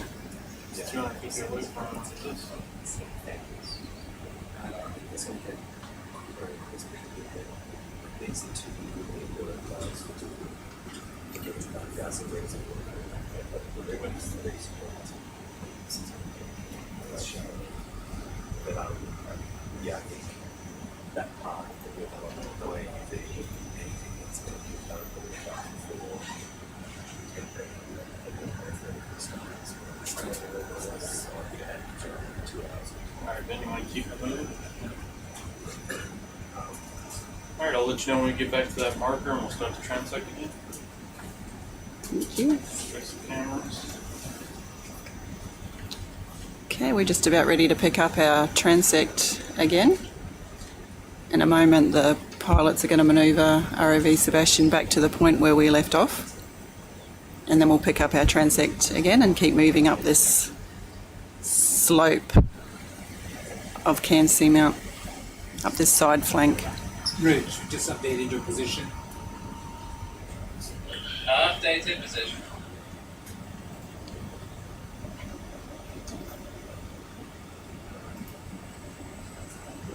And down.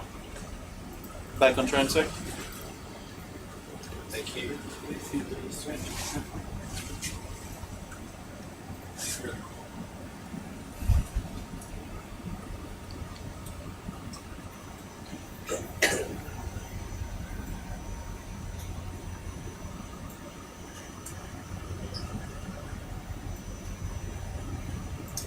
So we're going to keep moving up this slope. We're continuing on our benthic survey. We're aiming to keep a constant speed and elevation for this transect, so we probably won't be stopping to sample.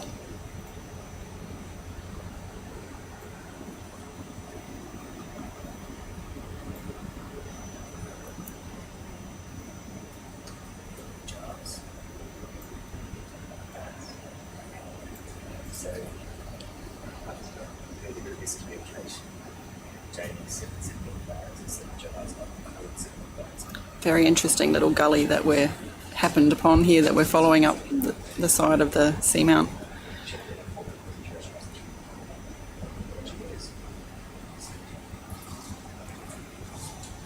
So do you think that's a pillow lava?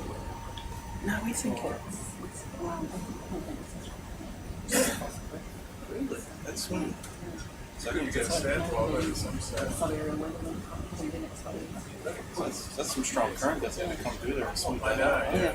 So either that or at some point in the journey.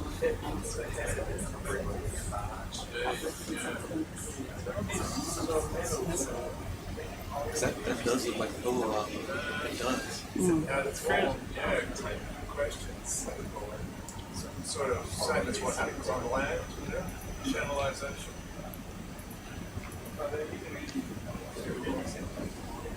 No, it's great. Yeah. That's why I thought it'd be good to get us. We're doing the reds. Do you want, Andy? just to continue with transfer. We're approaching 250. Roger that. Thank you. So we're having a conversation in the operations room here about sampling a piece of this rock, but we're on the transect, so we're just going to continue with the benthic transect and get that completed. Marty, would we just test out loud? This, I guess, try to keep you. Yeah.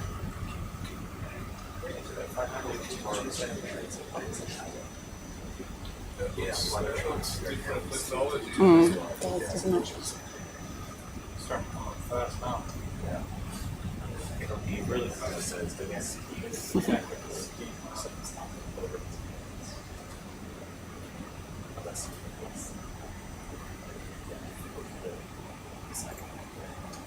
Yeah, we can say that.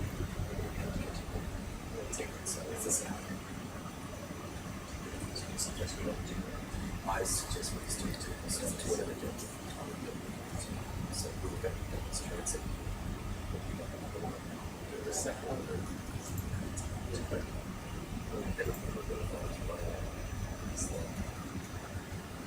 Do that.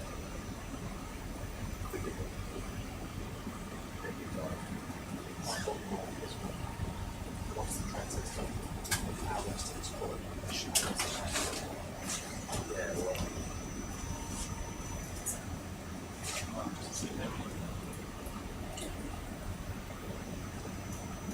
All right.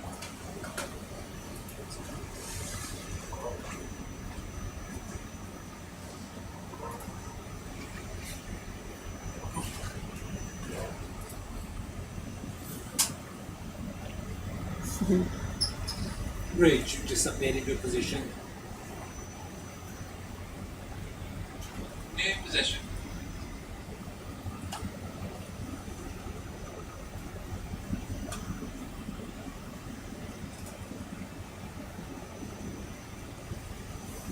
It's hard to believe it's too. Last jazz before.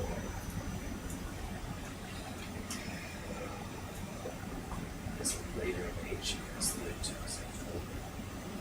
Once it so before I don't get to the same, it's way better. So, yeah, I know that we see that. So,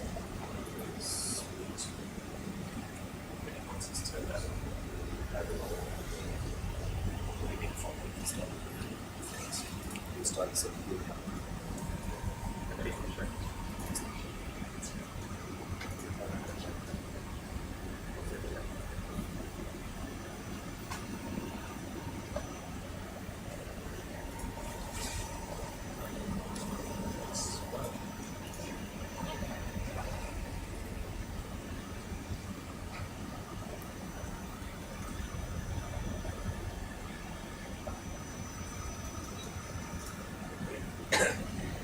looks like lots of little cup corals that we're starting to see on the side flanks of this face.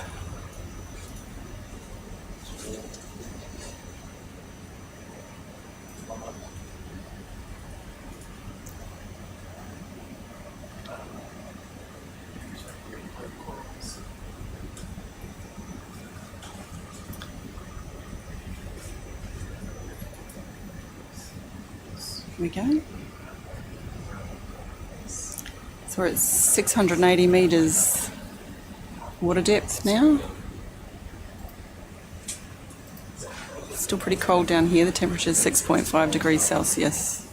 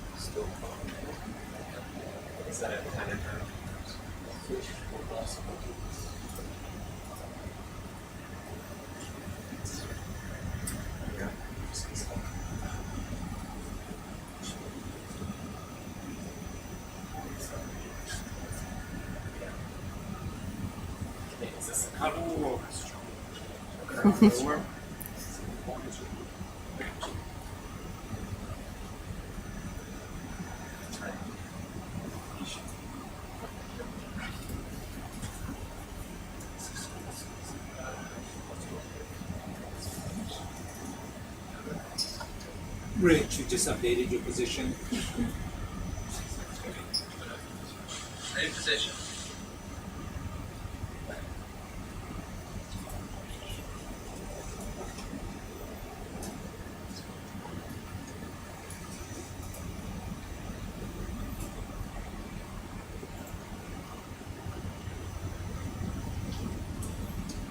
How far are we going? How far back we going?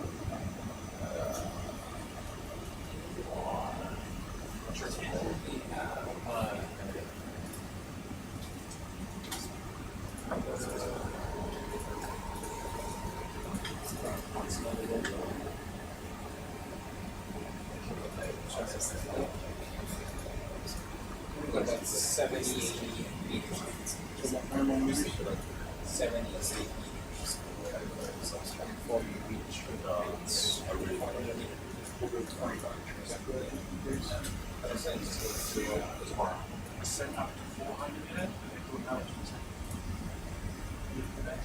Yeah, it is not the stuff that's true.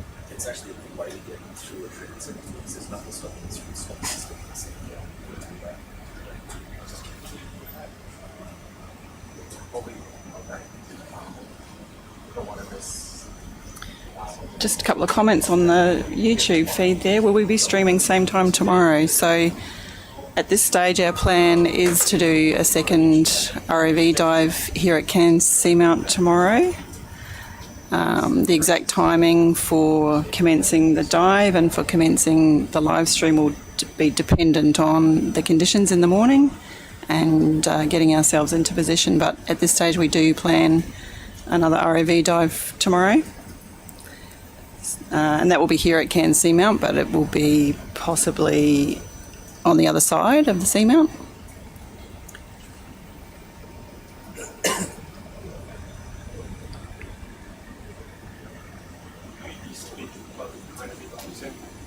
Yeah. No, I'm wondering if just that smooth bit, it was steep enough that, the flow of sediment, considerable flow of sediments smoothed it out. Or it's a different sort of rock. Is this lots of sage Another process? Yeah. So not it's not as high as Yeah, it's sort of fallen down the slope and it becomes cemented.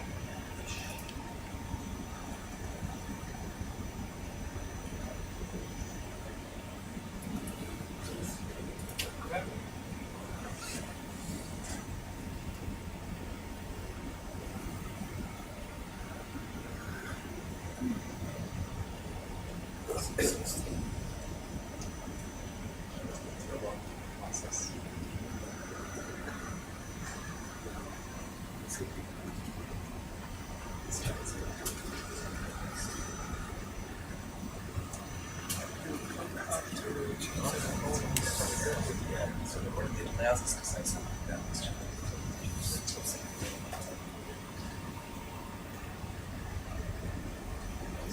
It's quite interesting when we're looking at this rock face here, although we can see that there's a hard substrate underneath.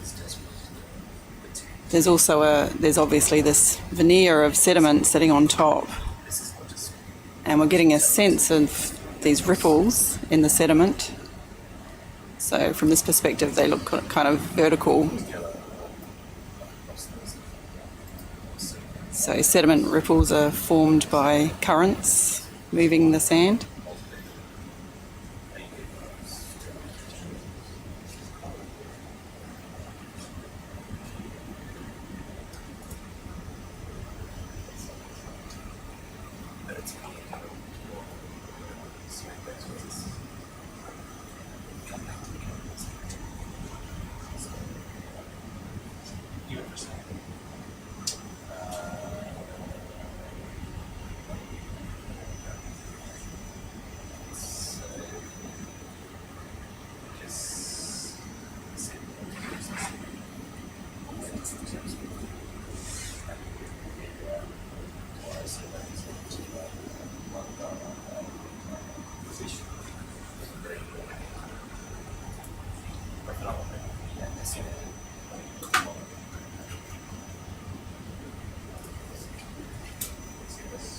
So some of these little white squiggly lines that you can see on the rock faces here look like they might be worm tubes.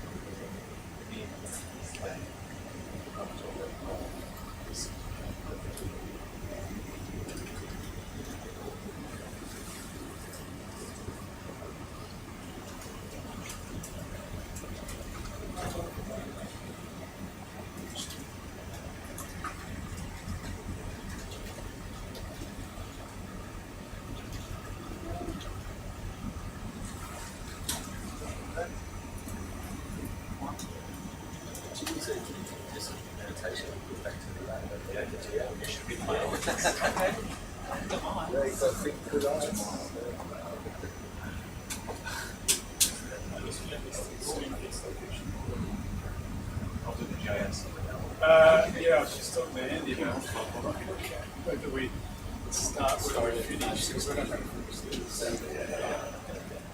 Yeah, it's 5 o'clock.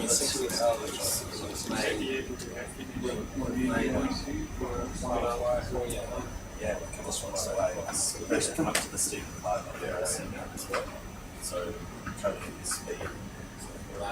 When they will die here, I don't know. I'd like to. I mean, personally, I would make a call at 6:30.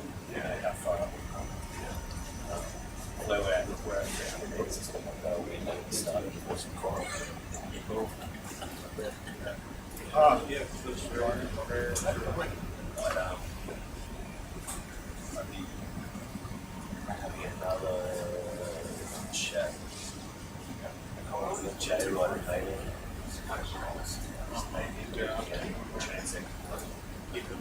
Yeah, so we'd be using one of the ones we've already identified. Yeah. But which one? Yeah, definitely. Yeah. So again, we've been talking to Andy about that, and he's got a bit of an idea about going right as far sort of up current as possible. Drop it in. Yeah, drop it in. At least get a couple of lines across the roof like that. So this Christian's worked on two different. So we've got our across here. So we start up furthermore and make one of the centre transects as the start point for service. How to do that and go to the car. So I'm not kind of worried about having to shut off. Yeah. And then see if she'll actually continue which is and if she continues on path, we can do thirds. If she doesn't, she'll pop up and go back up. Do you think these things today are serious? Yeah, that'd be really good to get this thing. No, it's hard to have a combination. I mean, that's what I'm talking. It's such a unique site and a unique Back on the race, I think what it looks like it's leveled out. Yeah. GT3. Yeah, no, it's totally understand. I'm with you on that. So, yeah, just thinking for in terms of.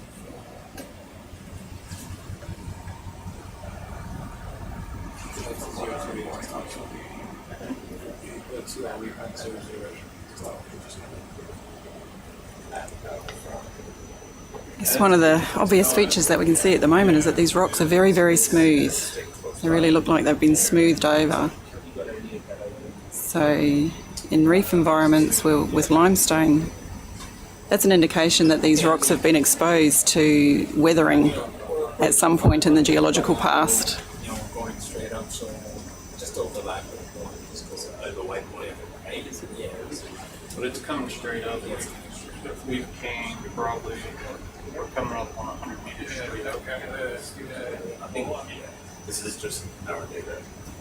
So this.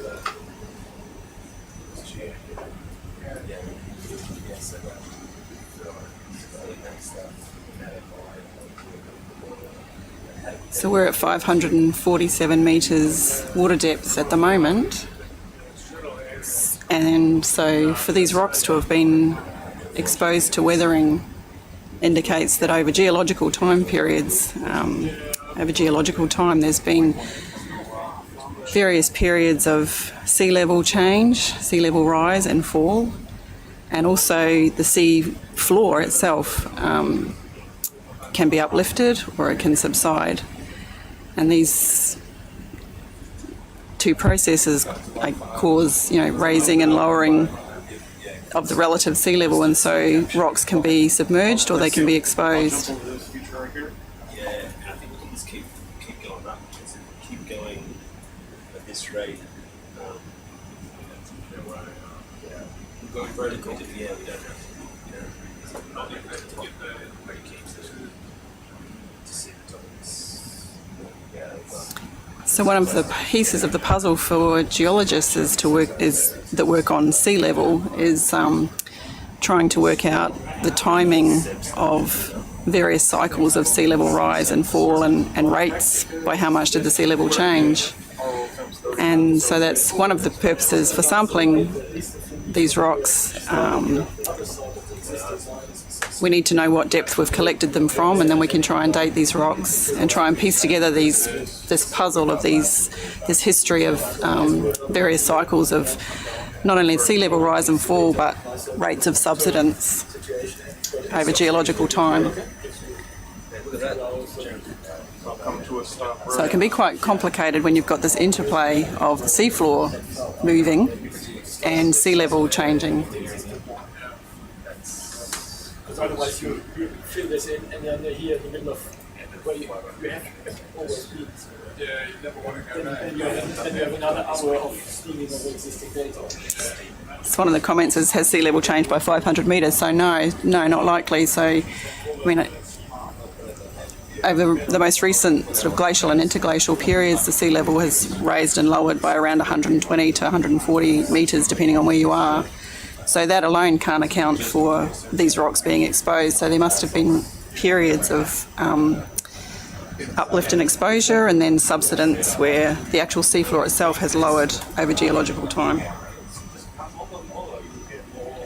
much coverage did you get on the 17th?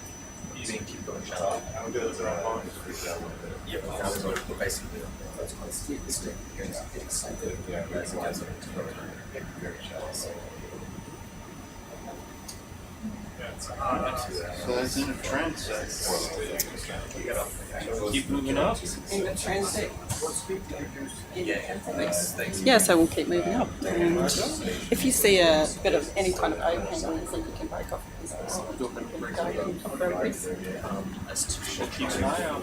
We're looking for overhang structured rock. See if we can break it off. I mean, depending on how much time you've got, you could do it at 4. And decide whether you only go for the 710, then you don't just take a shoe off. So yeah, we can do the issue of the kids triggered one, the other only triggered by shooters. So then we have 17 that continues. Oh, great. There's a comment in the YouTube live feed from Rob Beeman, who's a marine geologist. He's part of this expedition, but he's onshore in Cairns.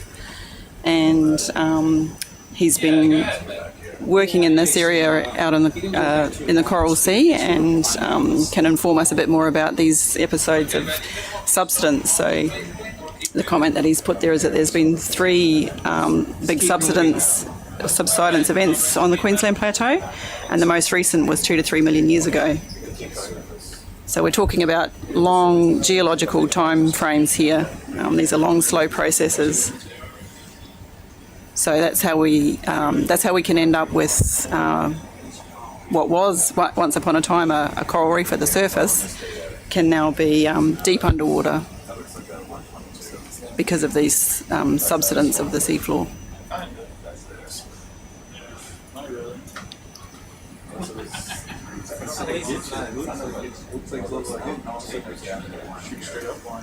So a great question, can that happen again? So yeah, these movements of the seafloor are happening all the time, slowly.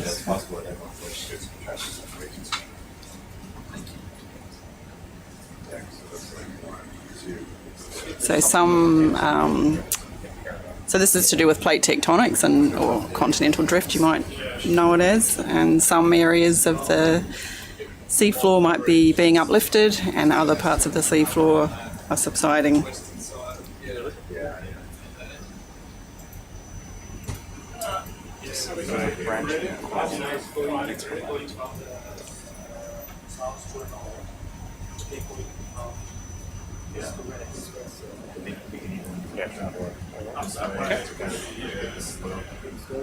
Then you come back over the centre and then do another one on the other side of the slope. You know, come back, just from the north here, come back down there, come back there, and do this one. Copy what you're doing.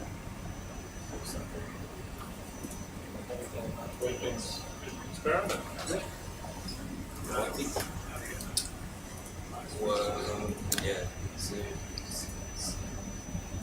So we're pausing to have a good look at this coral here.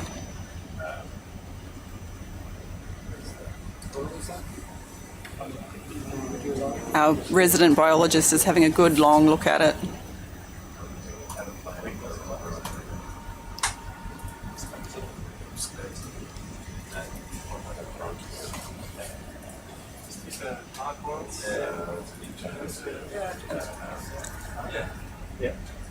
You can grab a piece. Yeah, so we're going to pause here for a moment and collect a piece of this coral. So if you could just grab just like 6 inches. Just like one branch.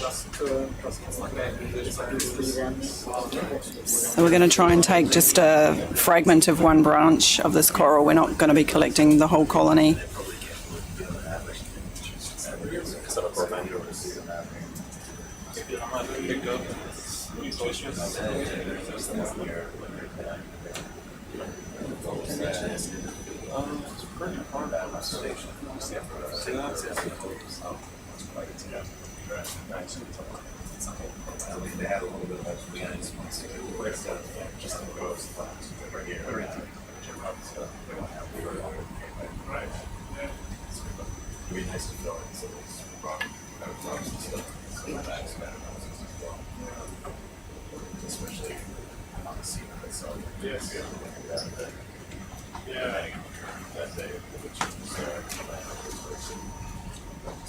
Yeah, no, that's good. Kick up the bridge channel. Yeah. And that's smooth up. So, just see some of those it's just like a menu. Really smooth. Just suspecting it. We have the coordinates of that where they can start it. Oh, great. Do you mind? Yeah, absolutely. Yeah. It's So Rob's suggesting it might be a madrepora coral, which is helpful information. We're not entirely sure in the ops room here.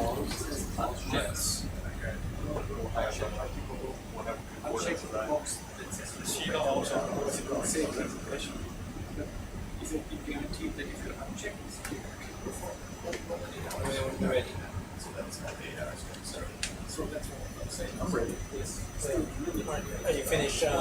see a nice piece. I think it's bigger coral lights. Yeah.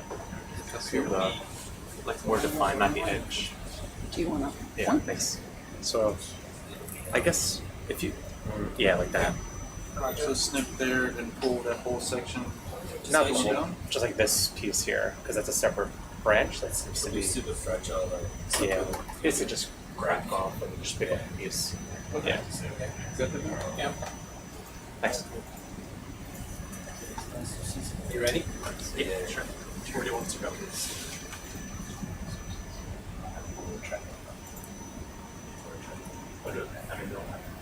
Yeah, that's true. Yeah, I don't want this. It's, yeah. Oh, there you go. That would be perfect. We get that. that would be perfect. It doesn't roll down the slope. Loading. Whoop.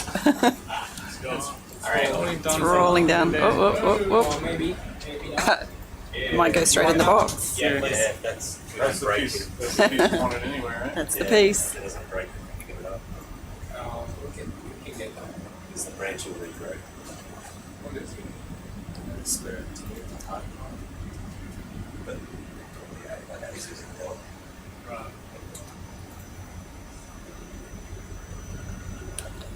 We're going to try and pick up this fragment that we broke off and collect that and put it into the collection box on the front of ROV Sebastian. Right, yeah. Right. And that colony that we took that fragment from will be perfectly fine. It will continue living and growing, and that branch will regrow.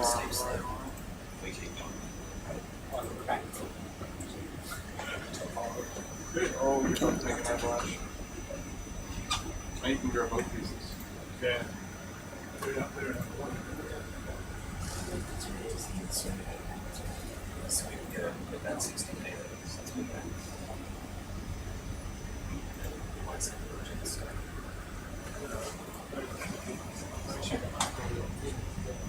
Rotate. On our block.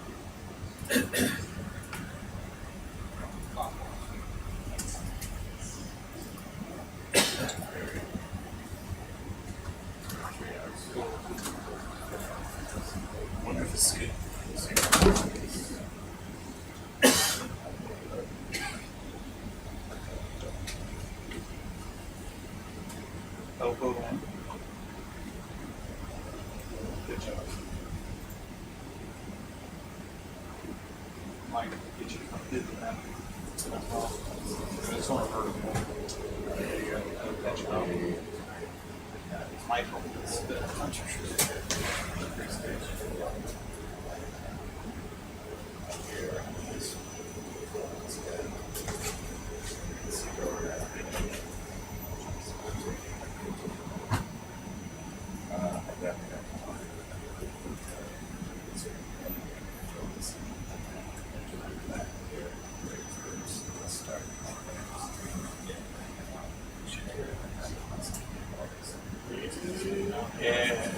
Wow, that is very impressive. It Where would you like speaks. this to go?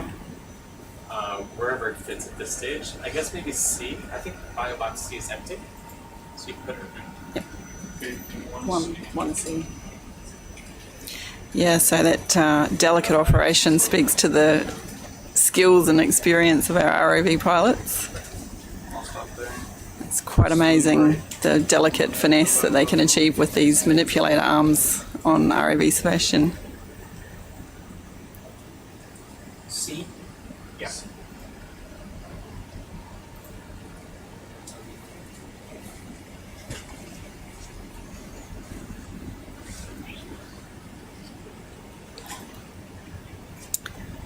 So the pilots that are in the control room with us at the moment are Cody and Ben. We've got a team of ROV pilots that work together, and they work shifts so that a couple can take a break while others are working in the control room on these long dives. You want to grab the other one? You want to grab that other little No, piece? that's fine. You happy with that? Yeah, happy to keep aiming for the summit. Thanks for the collection, Steve. So on everything else. Do we still have time to try and collect this rock, or we need to keep going? Sorry? Do we still have time to try and collect a piece of rock, or do we need to keep going? We're going to try and keep going. Was there a special bit? We talked about it like 10 minutes ago, but then we stopped to get the coral. We got a small little thing right here. Might go grab it. Yeah, can we Yeah, see if while we're it's sat hard or down, soft, yeah, or we can spot it Yep. going. Yeah, pull something off. see if we can pull something Yeah, you off. see that little small lid right here? It has like that little sponge. Yeah, like a little sponge in it. Yeah. Are you talking about this bit here? Yeah. Yeah, anywhere in there. Yeah, if you can grab a bit. Grab.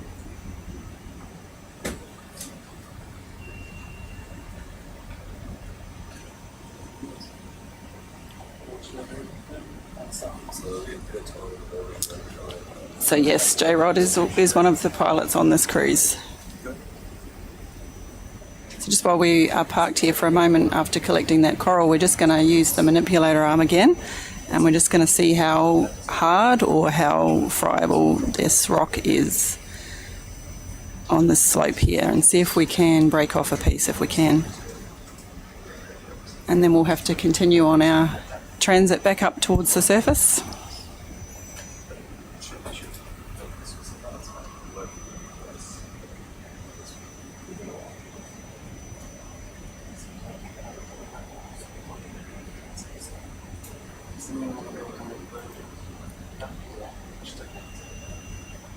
Yeah, just do it as it gets.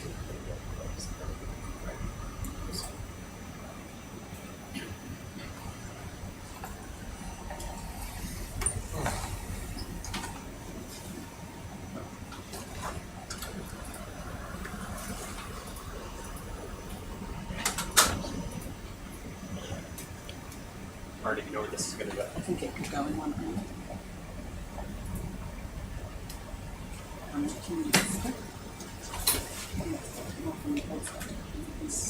Yeah.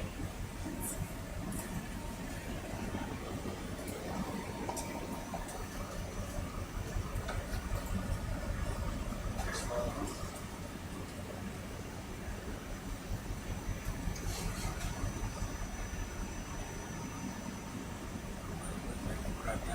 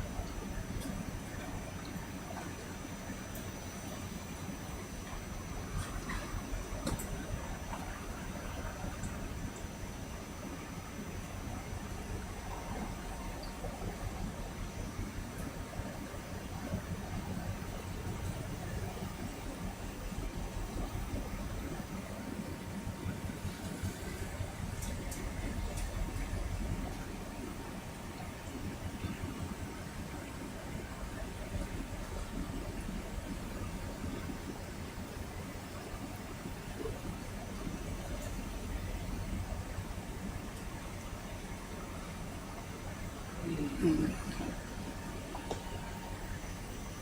think we need a bigger Hard to, ledge. we need a bit more of a Yeah, something bit like sticking grip out. on. That's okay. We can keep going. Let's still do 3 feet on. We'll look for a ledge or something. Yeah. Okay, we're going to keep moving, and if we see a bit more of a ledge or an opportunity, we'll try again. Otherwise, we're going to keep moving up towards the top of Cairns Seamount.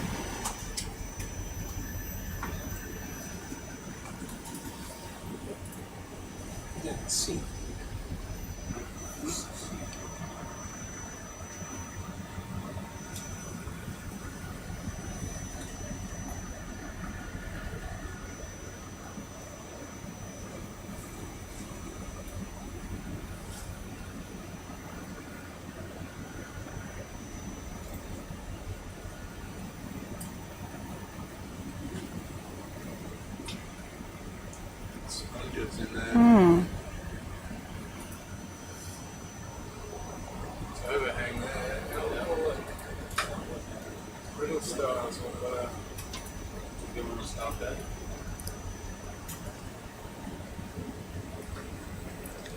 Looks like sponges in there. Worm tubes. Try to go for that overhang. Yeah, can. No. Sure.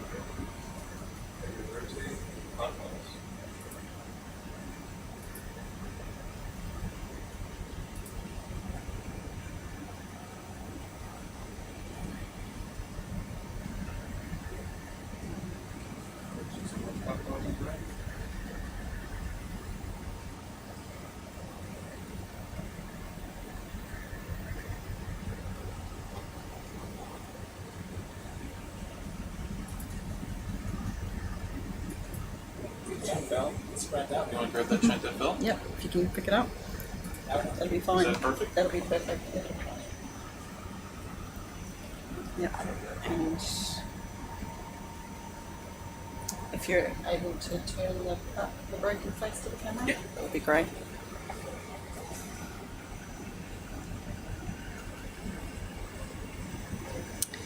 Okay, so we've successfully managed to break that piece off.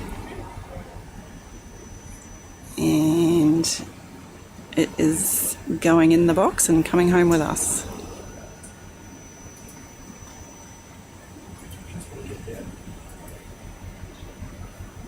I'll turn out a bit more money. Oh, it's okay. Yeah. Thanks, Ben.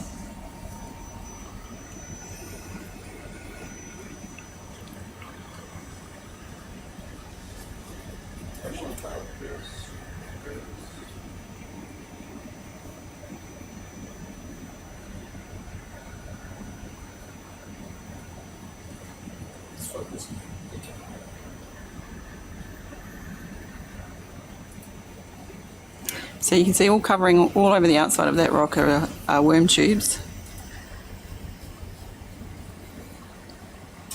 So this piece of rock is definitely a bit of reef rock, an ancient limestone, and we'll be looking at that to have a look and see if we can identify any corals that have made up that rock and the other organisms and calcareous algae that are encrusting and cementing this all together. Looks like a lot of worm tubes.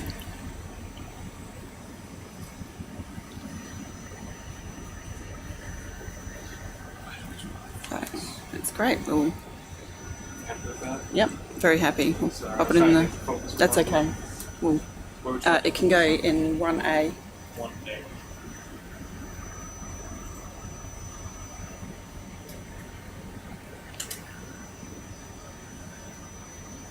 I'm not so about something.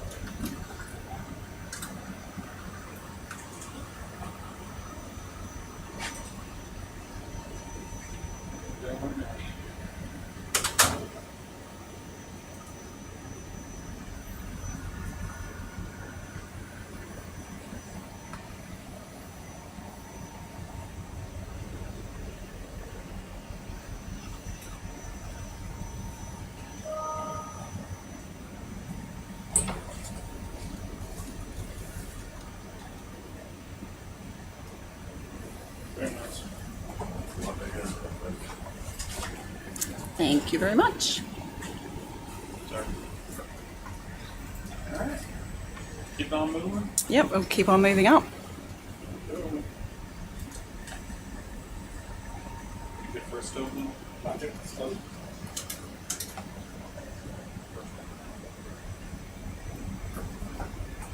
Come on up.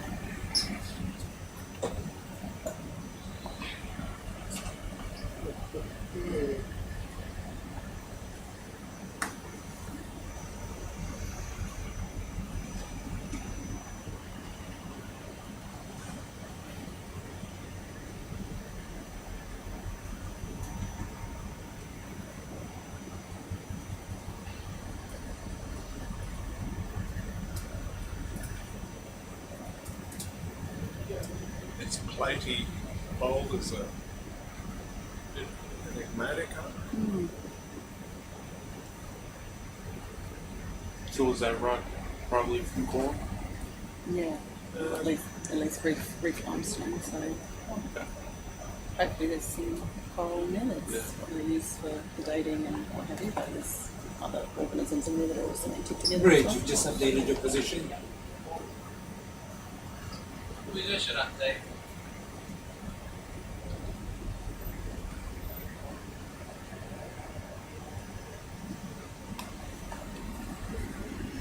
So we've just gone above 500 metres and our temperature is just coming up slowly. We're at 10.4 degrees Celsius now.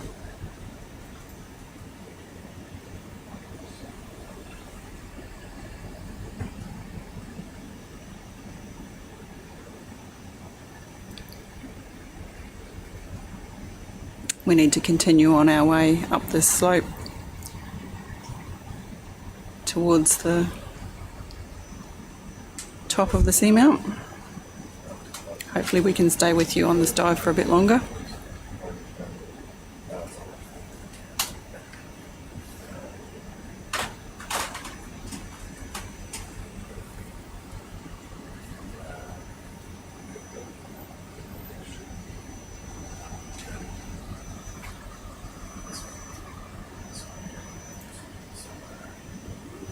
No idea what that is. Is that, I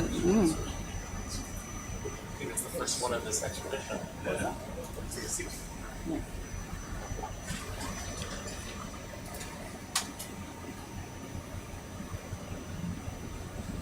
Little comment there earlier, we didn't see the sea cucumber yet.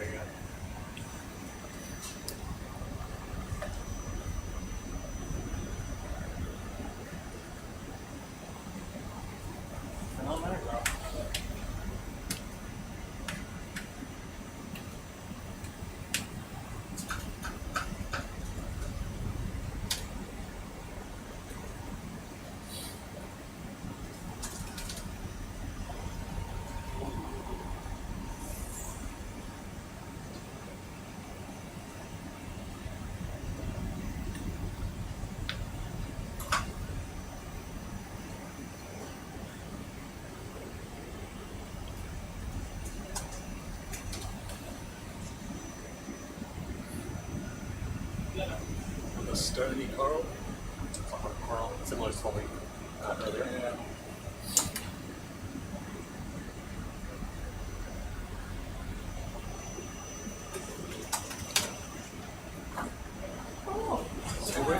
Yeah. Looked like a Gorgonian whip. We're trying to get to the top, right? Yeah. Standing coral. Yeah. I guess that's an urchin. Is that an urchin? Yeah.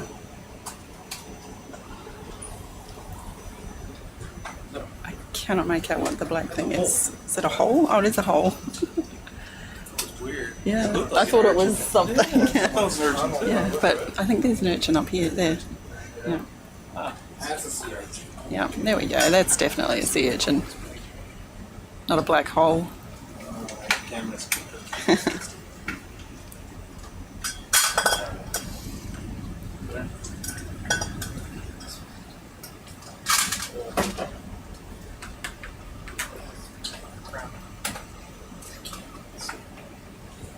Little caves.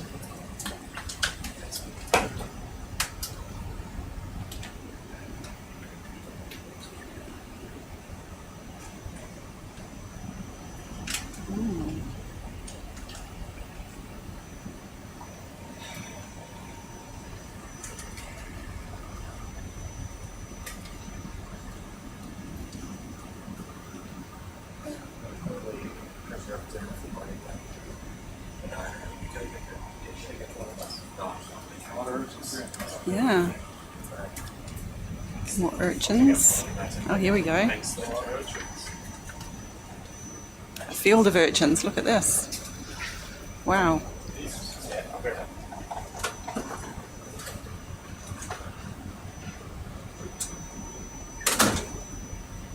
Rach, you just updated your position. Take over, don't they? Updated. To be honest, just what I prefer. It's what I prefer. School. Yeah. Gosh. No. Wow. Look at all this. Everywhere. A whole field of sea urchins.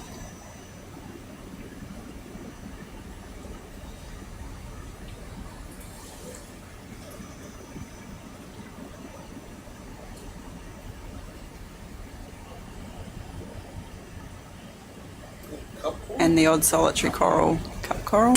That's a big one. Yeah. And if there's any fish people watching online, maybe they can give us some insight into what this little guy is too.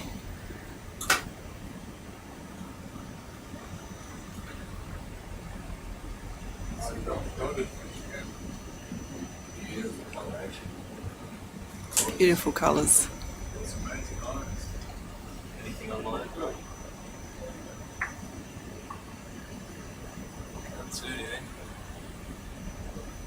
Lots of worm tubes too.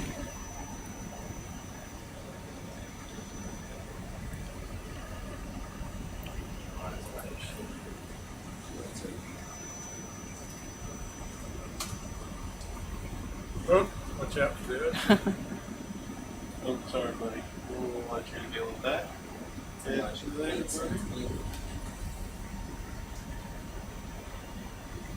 buddy. This is steep. This is really fascinating. We're on a really quite a steep slope here with all these urchins aggregating here. We have no idea why, so if anyone out there that's watching can tell us anything about the behaviour of these sea urchins, we'd love to know. I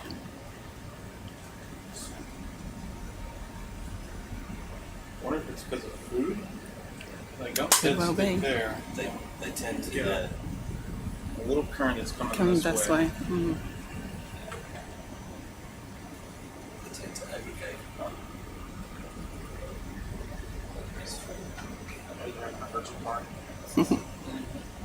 It's me. It says surface area. It's just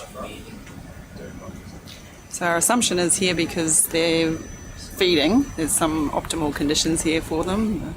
Perhaps it's the currents that are flowing past here that are giving them a good feed. Lots and lots of these worm tubes too, these white squiggly tubes.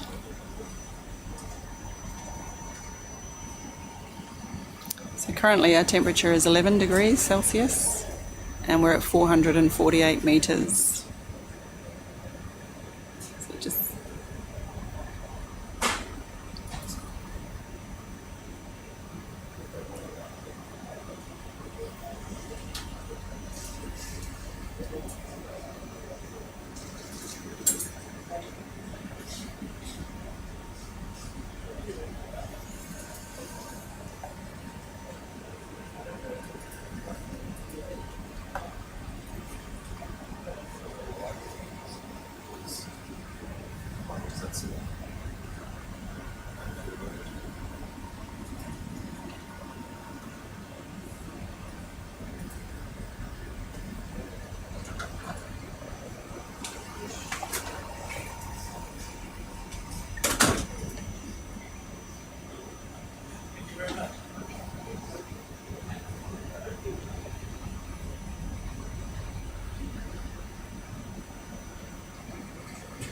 this really is quite amazing. I haven't seen anything like this before.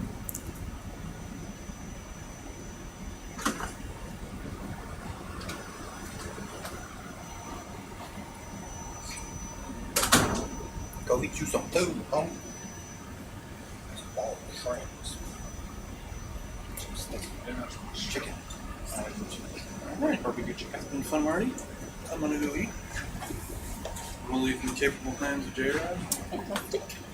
Something like Alright, Thank you very much. And, I'm back. I got station keep on so we can switch. We're trying to make it to waypoint 12, very top pretty much. Right to that. Making good time, we're just cruising. We're just, Boogity, boogity, boogity. yeah, it's a nice steady slope. Is that then at times it bursts through verticals and then slow. Alright, do that. That's true. Alright, I'll be 15 minutes. Better at that Russian. Very good.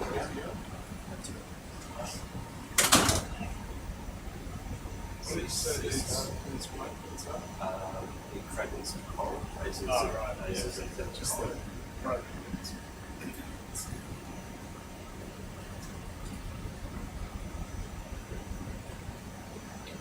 yeah, they fragment really easily. But, if they're like some of them shallow cousins, they asexually reproduce. So a fragment can get ripped up in one of these crevices. Right. It's keeping them. This is interesting story. You know, it's Keep going. keep going. Yeah, I'm sure it's going to get more interesting. Yeah, so it goes up. I really don't know how much acid the breeze heading up this spot's just to it. So, this is fast this weekend. You want to go faster? Well, only within reason, yeah. What we're trying to do, Jared, is reach the Get to the end. get to the summit, if possible. Hey, You asked what? You asked, you shall. now we see that's so good. It's like a bit more kind of measured at the whole and answering the question. Yeah. Another big one.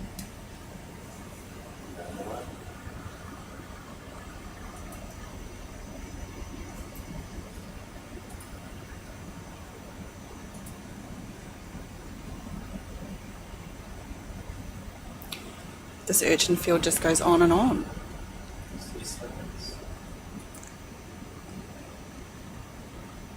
Normally, they Have you are at the seen- edge of where all the corals are. Yeah. Have you seen aggregations like this at this depth of urchins? Yeah. Normally, it's right before you start seeing Okay. coral.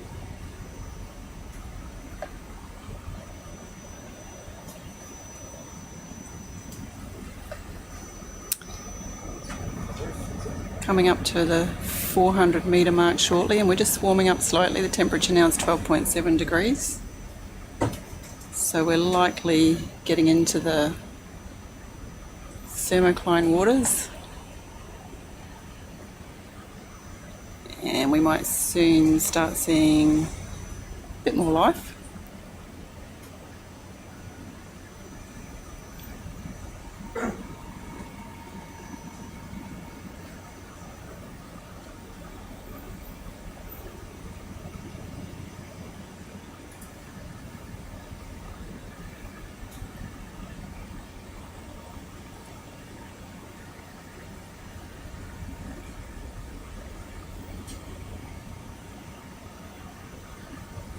Hey, buddy.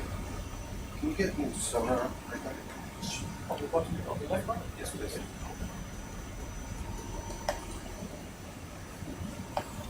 Do you want to take a bit of a break if anyone else wants to jump in? You want to have a break? Jeremy comes back. Yeah. Hey, fish.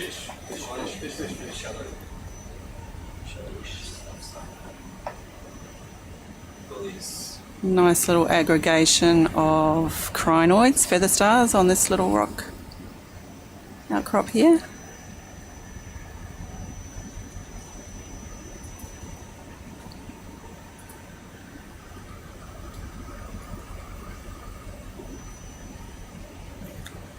And we need to just keep making our way up the slope towards the top. So we're just going to keep cruising along here.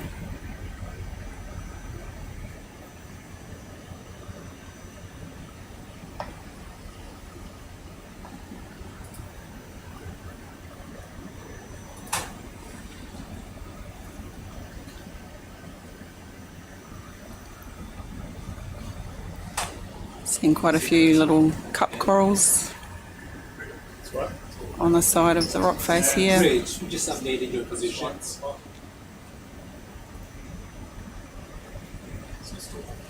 Position updated. Thank you. Funnel down, yeah.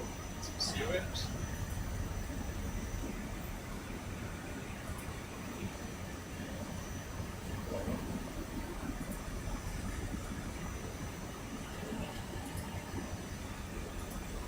Keep the mic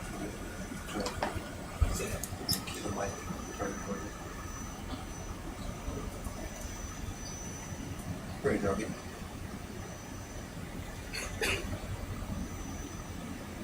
Oh, Rich. Hey, Jason, Kara. We're gonna try to make it to the end of this track line, so it might be a little bit later than 6 coming up, but not too much longer. Okay, just about 6. Yeah, okay, so probably somewhere between 6:30 and 19 for Monday. Okay. Yeah, something like that, yeah. Okay, got it. I'll have it, yeah. All right, Thanks. cheers.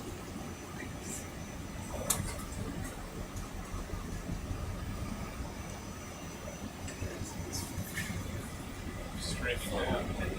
It's all Yeah, just the roads in it. That's away. Just like that way.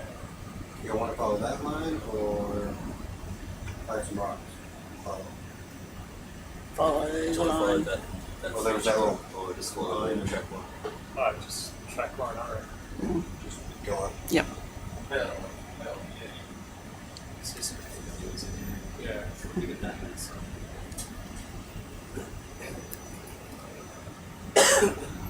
It's caves. Interesting little caves here.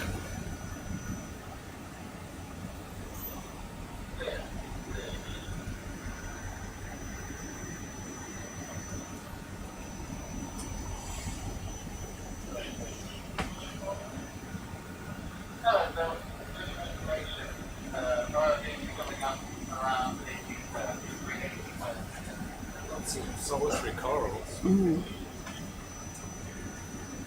It's amazing. Yeah. The cup corals are big, but I can't see if there's any. Just look at the top. Yeah, bridge off to my right. Mhm.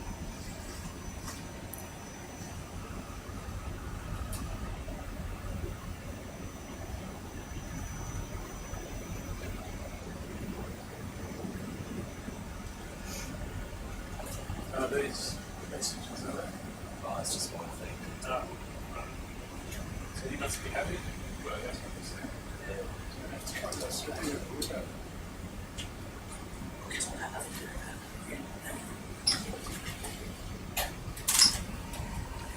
It's coming up with a break up. Trying to get that keys. Yeah. Look at that. Making a beeline for it or what? It's pretty good. Oh, it's just enough of you. Are you It's trying stuck to here. It's not there. fast as we can? Once you're Just so we can actually finish track Yeah, one. it's supposed to be built or something. Yeah. These ones? Yeah. I don't know what this is. Yeah, probably. It's not increasing density. yeah. I guess since I've been out, just got any last days. Yeah. I think there was some pretty cool stuff there. The middle of making seconds. That's usually what every block wants to know. It's just a delay in there. Oh, we're gonna finish this, well, there'll be like 1800, 1830, something like that. We'll try to make it very quick. Stylastrid, thanks very much, Rob. This little field of small corals that we're coming over now, Stylastrid. But it won't take that long to recover. No, we'll be at what, 6 meters?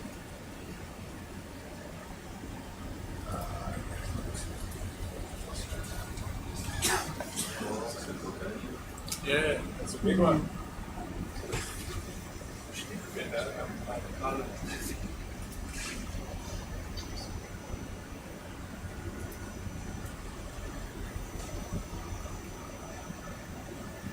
Fish. Nothing around here before.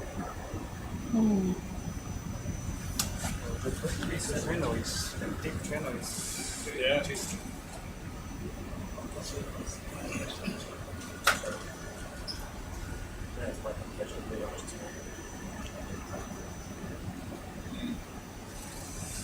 So we're making our way fairly quickly up towards the end of our line.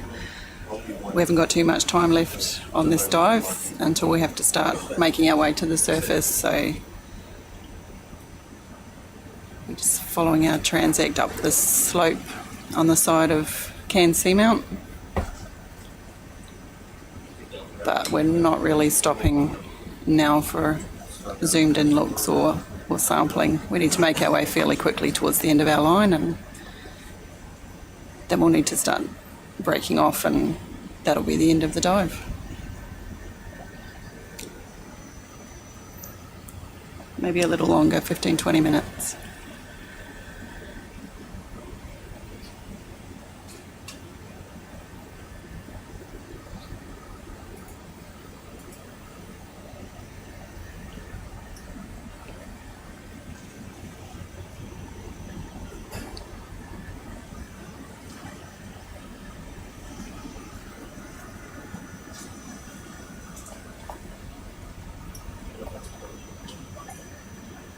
Slightly more time.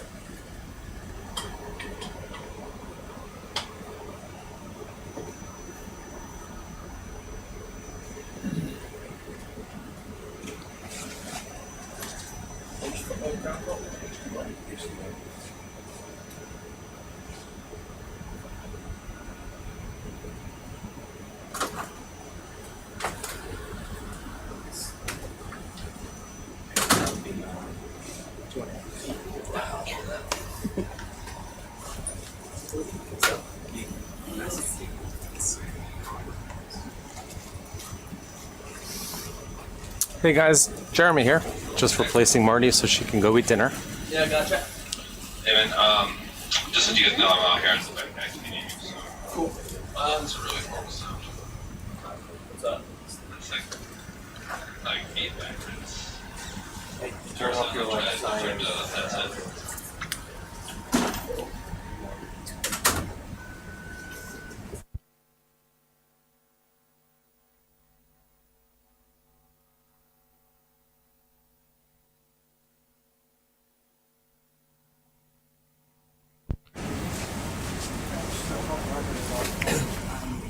Jeremy. Those are larvae, little cup corals, and the white coral is basically yellow. I guess they were like to get in. Yeah. Just coming to the side. Stuff. I need to slow down for just a little bit, guys. They haven't been leaving the bars. 50, 60 meters. This fills with 70 meters. So they're just coming to. Awesome. Yeah, this is But we're trying to get to the top of the bridge. Yeah, that's what it is. Bridge, ROV. So these black corals look like parentopathes. Hey Jason, just wondering if you guys are able to make any more headway. We collected one of those, I think, yesterday, and it seems like they're becoming more abundant. That's fine. And on our dive tomorrow, we'll shoot to collect 1 or 2 of these. You want to collect something around here? No, not during this time. Okay. I can't go any further. I've outran the best as far as I can. Okay. Yeah, All right. Yeah, I'm like 214 meters away. So. Okay. As I say that, we get the green light to collect. So let's. I mean, any of them are fine. Look at that one. I cannot go any further because it will temperature is it. No, we'll be able to keep going eventually. Just right now, I'm just. ship's tracking like in the lead port, so they're basically against the Today, how many samples did we collect? I'll tell you. Just Bob I think I'm going to go a little bit more Seven like jellies. Producers. We're just looking back at our records, see what we collected during this dive. But you got that for the base side.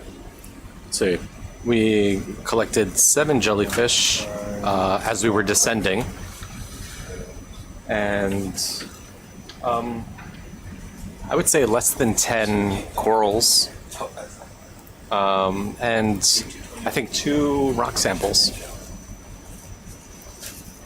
Yeah, so they will get divided up. So there's different experts who work on different groups of corals and sponges. Merrick Ekins at the Queensland Museum is going to collect all the sponges that we collect on this trip. The soft corals are going to the States for a soft coral expert. And I'll take the black corals to the Museum of Tropical Queensland to work on those. And Tom Bridge will take the hard corals that we collect. Is it okay to drop and collect one of those corals? I'm trying. I'm trying to get down. Like I'm just getting yanked back so hard. Really? Yeah. Oh, okay. All right. No worries. Yeah. And the jelly's going to Dougal and James Tank. Japanese agency. Yeah, and Dougal Lindsay will collect the jellies that we collected. Yeah, you didn't get to see the jellyfish collected today, and it was quite an adventure. I think we're gonna start the stream earlier for the jelly collection in future dives.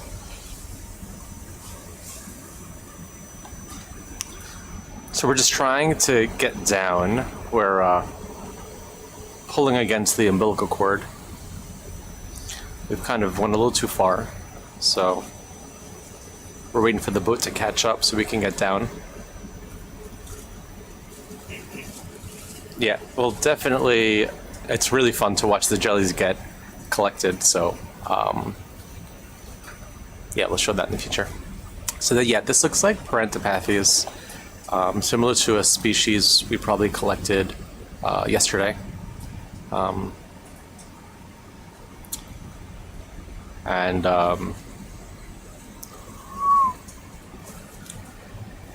Oh yeah. So what's amazing about this specimen specifically is, I mean, is this tissue we're looking at? So these specimens are notorious for having very little tissue and for having worm runs that modify the skeletal structure of the colonies. We focus on yeah. So we're focusing now. This looks like it has tons of tissue, which is amazing. It's it's been really challenging to sequence this species in this genus. You could see the worm run starting right here So you can see it's thin, and then there's that transparent tube right when the branching starts. So unfortunately, the skeletal structure has been modified by a worm or some sort of associate. But nonetheless, there's DNA, and we still have branching pattern, so we can collect it and still identify the species and place it in its evolutionary history. So, yeah, go ahead and collect.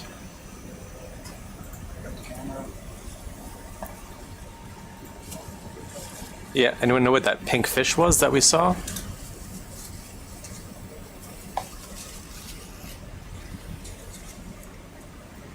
So this is a black coral.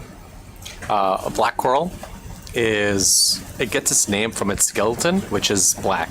So they can actually, they have color, their tissue has color, so they could be blue, yellow, green, white, pink.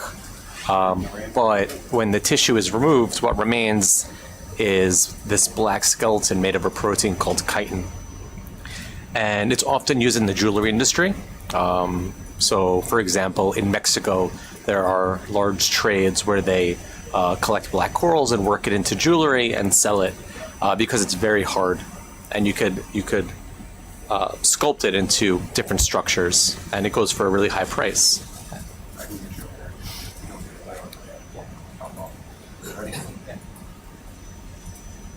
Yeah, the branches are so we would call these pinnules because they're repeated branches. And I'll have a closer look when it's back on deck, but it seems like the branch comes out and then there's some sort of secondary branching, and those secondary branches happen at the exact same point. So it's characteristic of a specific species.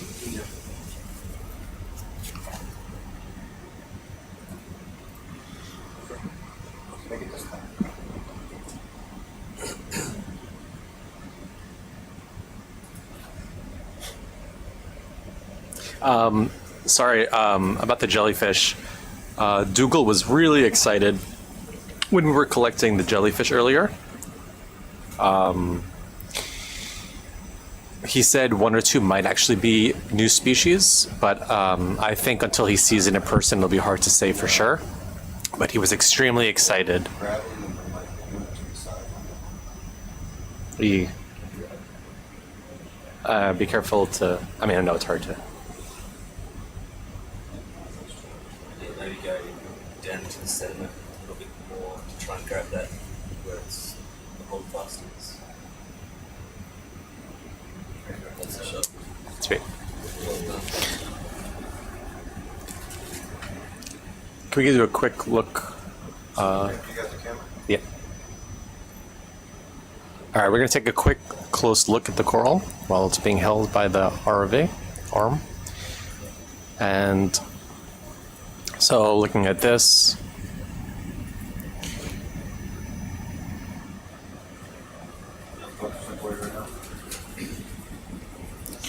we're just going to focus on the branches.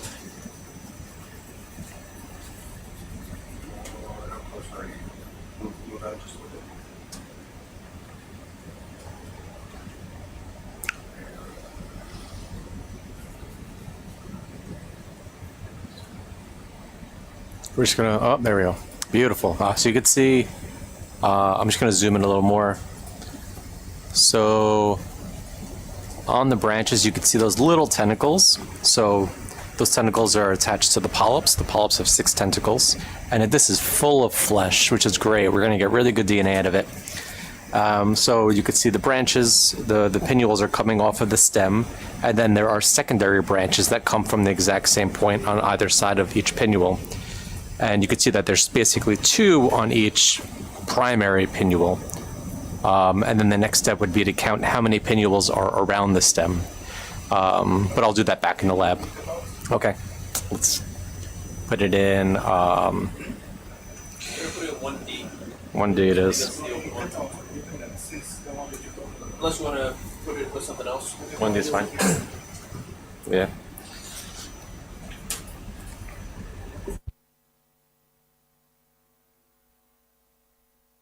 Where are we going? 1D.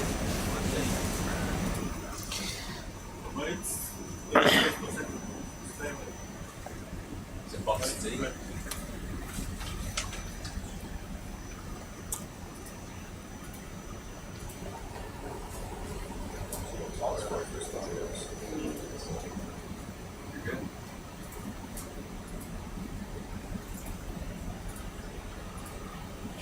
How are we doing relative to the boat?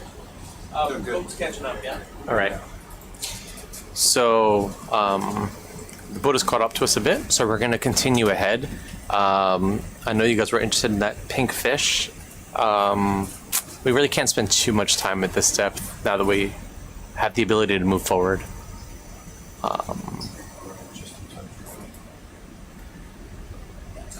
There's orange. Must be a huge wall coming up. If everyone's interested in this. Been nothing but it. Yeah, I wasn't sure. It's an urchin. There's that fish. Fish is an urchin. It's an urchin. Yeah, it was just a fast.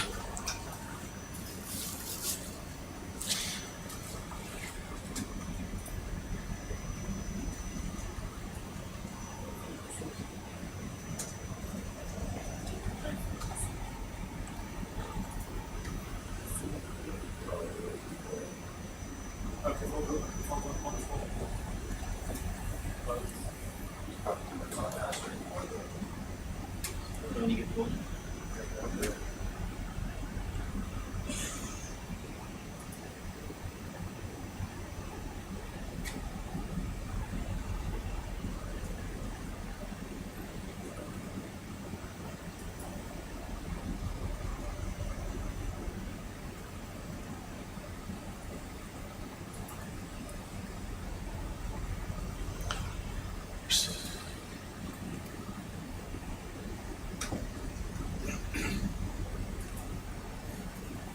That's our first tattoo.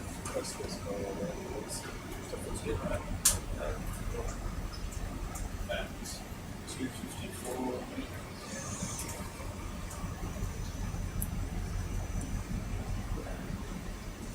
It's an urchin.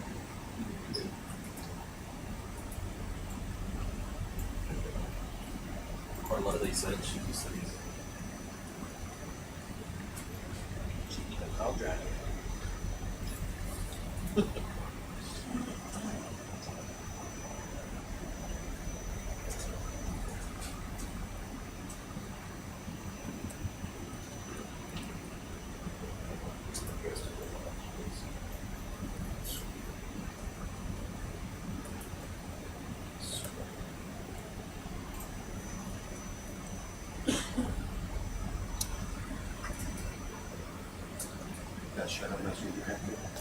Just an update for you guys. So that last black coral, I was calling it a Parentopathes. I was incorrect. It's a Stylopathes. Just so everyone's on the same page.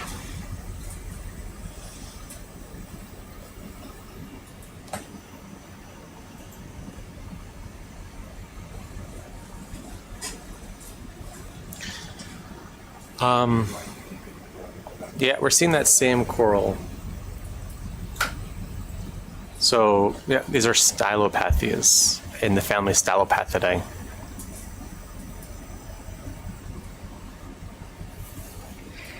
Big fish. Ooh. Big fish. That's it.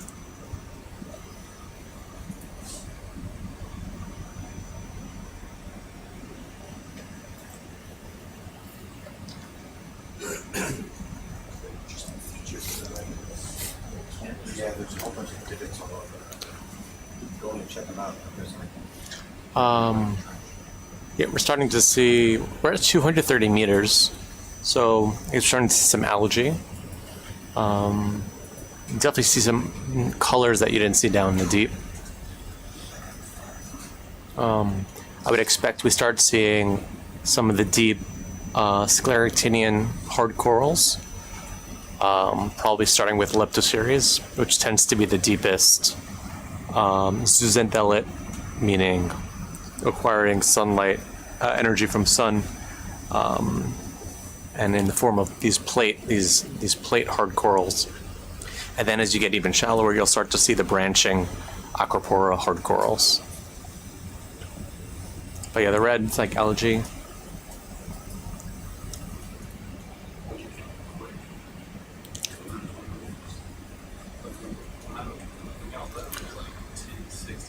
So you could see a distinct shift in the communities. You know, the things we're seeing in the deep, those big branching black corals, and now we're seeing these little, what we call bottle brush, and of course we're seeing algae. We're seeing some whip corals that we weren't seeing in the deep.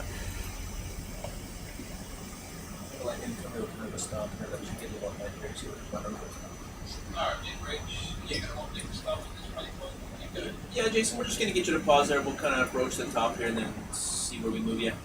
Okay, all right. Thanks. Control deck. Go ahead.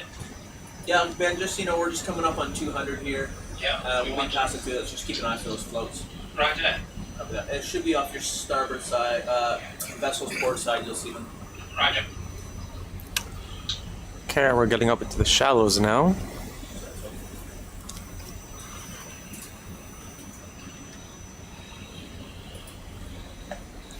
This looks like a soft coral, or yeah, octocoral. The red stuff looks like algae. Yeah.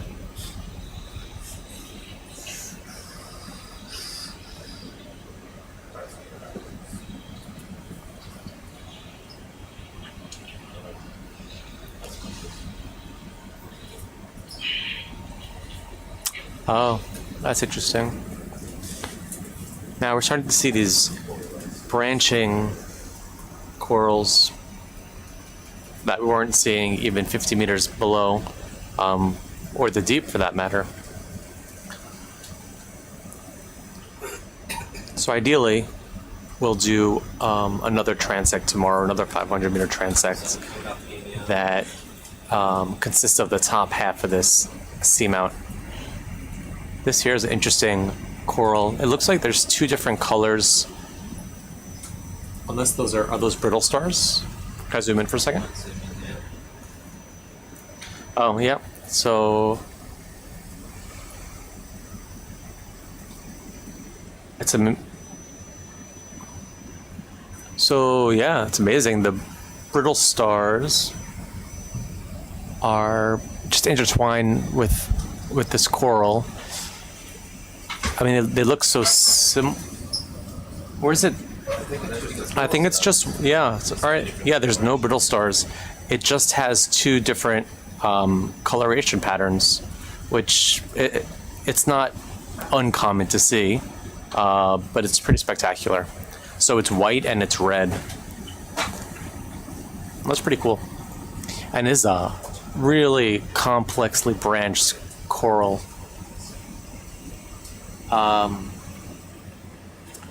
Looking close, it's a black coral.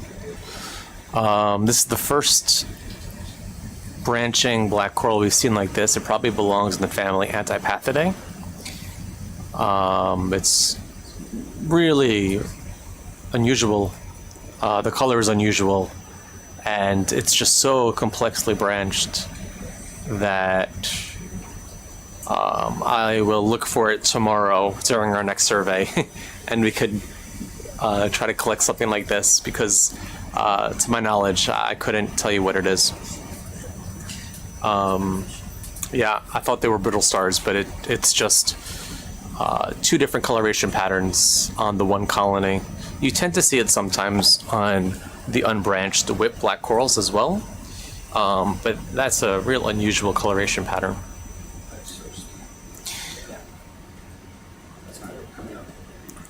So I'm gonna have to send my colleague a picture of that branching black coral, who works on shallow black corals, and she'll probably be able to tell me what I'm looking at.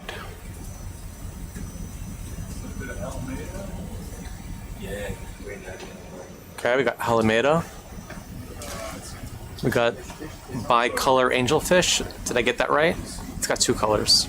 I'm not a fish guy.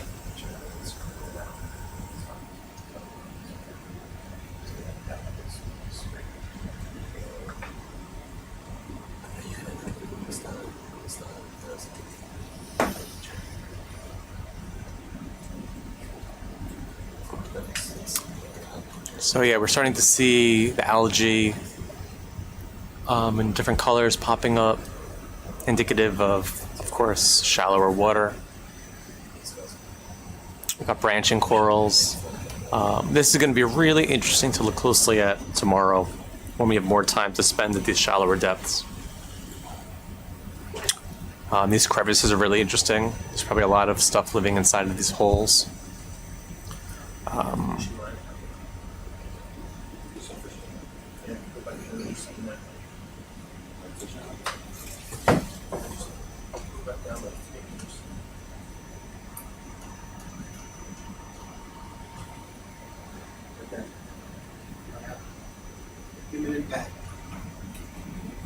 Oh, is that fishing line?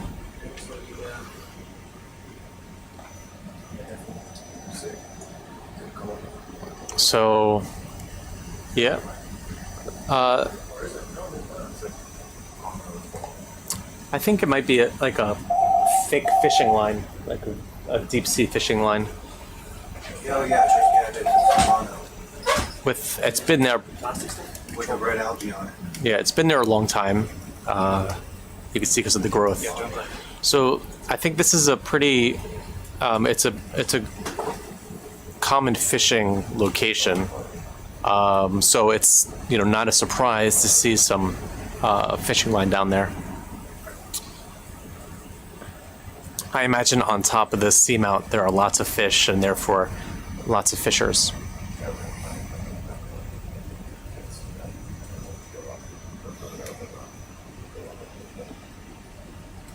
And we also saw that that can down in the deep. So, this is an area that people visit. Another fishing line. Cutting across, pretty long.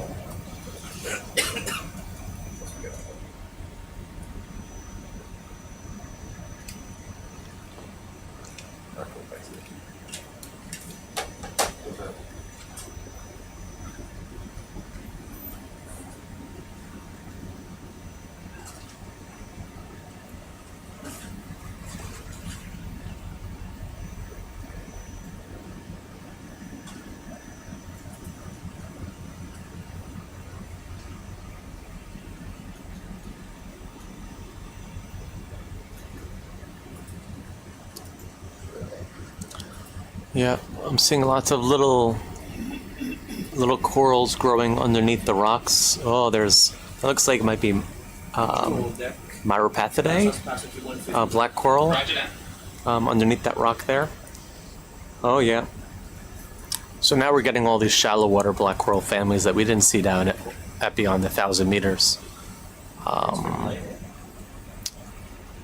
So this is the perfect habitat for these slightly larger, more spread out corals to kind of insert themselves underneath overhangs to kind of hide from the current and grow and catch passing particles. So this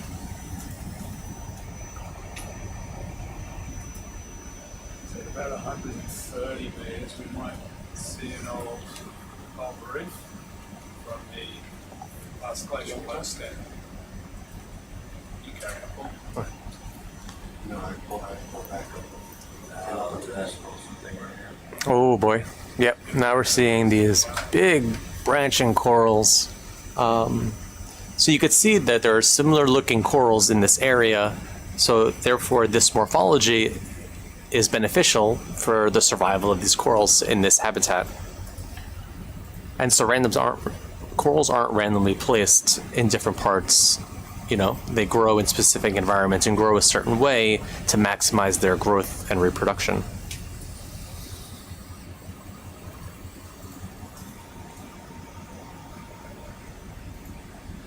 Yeah, so Rob's saying it's the closest coral sea reef to the mainland. So there's lots of recreational and pro fishermen out here.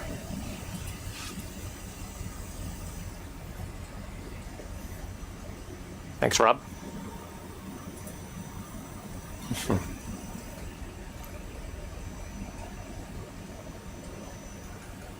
Crusted sponge there. Yeah. Encrusting sponges, more of this Looks like Myropathidae, black coral.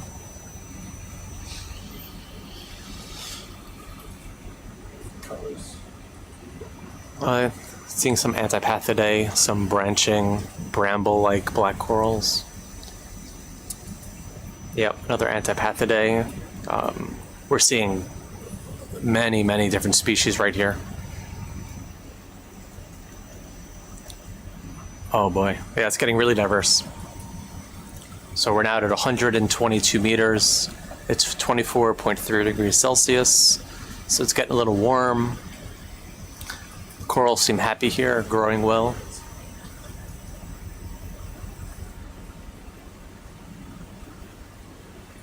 Increase in the crustose coral running out is the light penetration of the light on this coral. Yeah. Yeah. Yeah, lots of coralline algae. Try and get a rock sample. Yeah, this is something different. It's not where we break some rock. Anywhere, just anywhere? Yeah. Yeah. Any of those bits sticking out would be good. Right there, top left, Yeah. or center. So there's Any of those little Are you going to do Cornerstone? I'll start. If you can, yeah.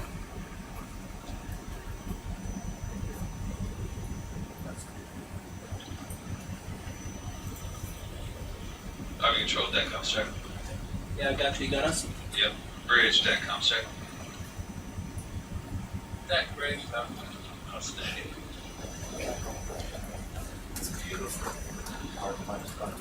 What's your depth? Just keep it up. We are at 113 meters. 113 meter I. Just keep coming up to you, friend. Yeah, I'm just trying to get my arms in without.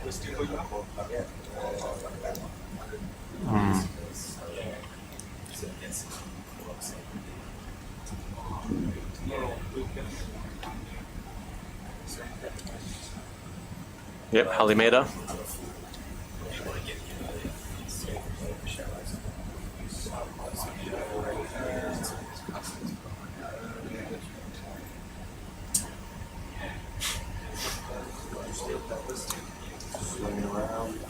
Yeah, there's tons of life on these at this depth.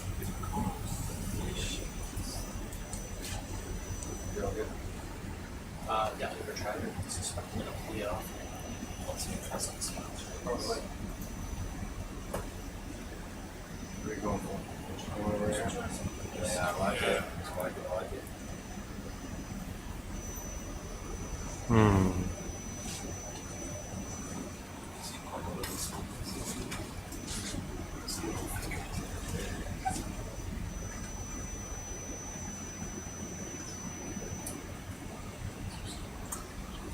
So once again, we're getting a rock sample that's a different different habitat than below where we collected rocks earlier. So this yellow coral in front of us is a Gorgonian.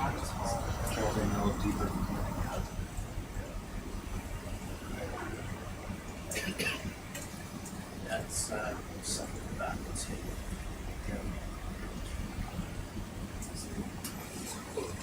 Oh yeah, it looks like one of the attachment points is broken off on the soft coral, but I think it's it has multiple attachment points. So I'm assuming this is one large coral. Yeah, this is pretty solid stuff. Let's keep an eye out for something real small we can snap off as we're coming up. Alright, yeah. Okay, this rock was just too hard.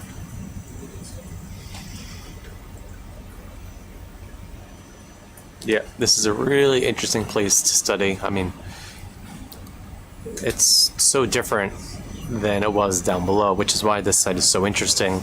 You know, we didn't go very far, you know, across, but bathymetrically, we were able to see very deep corals, and now we're starting to see the beginnings of shallow water corals. And if you were able to go underneath one of these overhangs, you would see a whole different community of corals that we can't even see with the ROV because it would require being really small and getting underneath. There we go. Some plate corals. So, yep, now we're seeing scleractinian plate corals.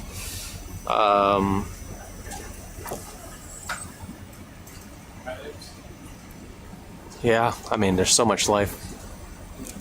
There's probably a lot of... So now we're seeing Leptoceres, which I think I explained before is the deepest of the scleractinian xanthellate corals that you tend to find. And they're currently redescribing the taxonomy of all of these hard corals. And there are people on the Great Barrier Reef that are going diving every day, collecting corals and sequencing the DNA and essentially updating what we know about the taxonomy and the evolutionary history of these different coral groups. Yeah, we're seeing a lot of encrusting sponges. Sponges and soft corals. I think that's Mycedium, that hard coral there, the bumpy one. But we're certainly seeing Leptoceres, and tomorrow we are absolutely going to try to collect some of these. We see a fish.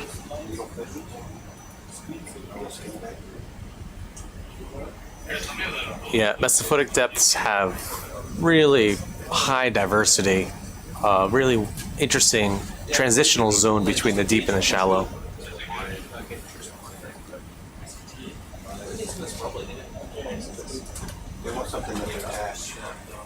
We could probably sit down in one of these sites and just collect for 2 hours. I mean, there's tons of stuff here. An issue. What's up? That's not the light's not working. There's a big ass black box right in front of the small silver box that turns the light off. Alright. Close on the surface, yeah. So I can't see anything.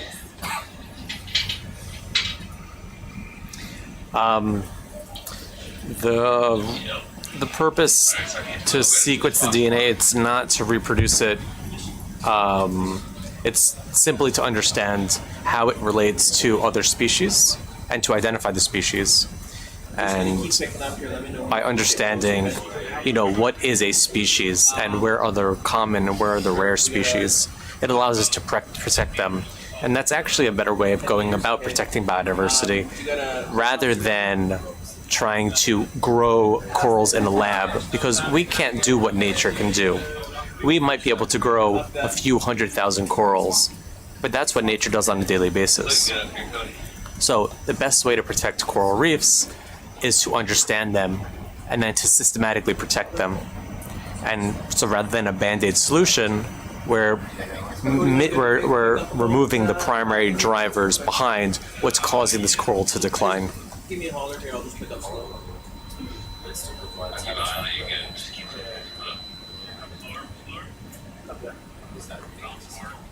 Here, I'll let you take over then.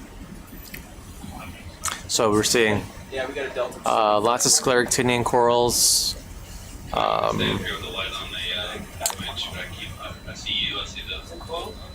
Oh, now we're seeing some aquapora. This is the first table aquapora we're seeing. Oh boy. If Tom Bridge is watching, he is extremely excited right now.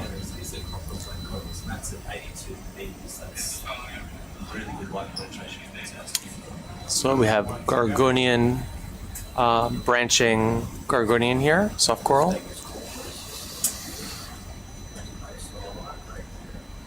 Oh yeah. Actually, is that a suitable rock tip with that coral? You can grab the whole thing.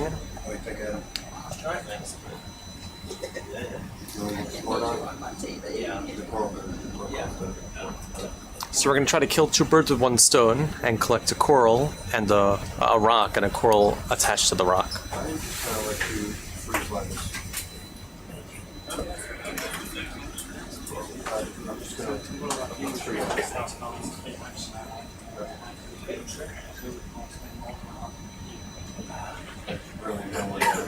So that little nubbin is in the script.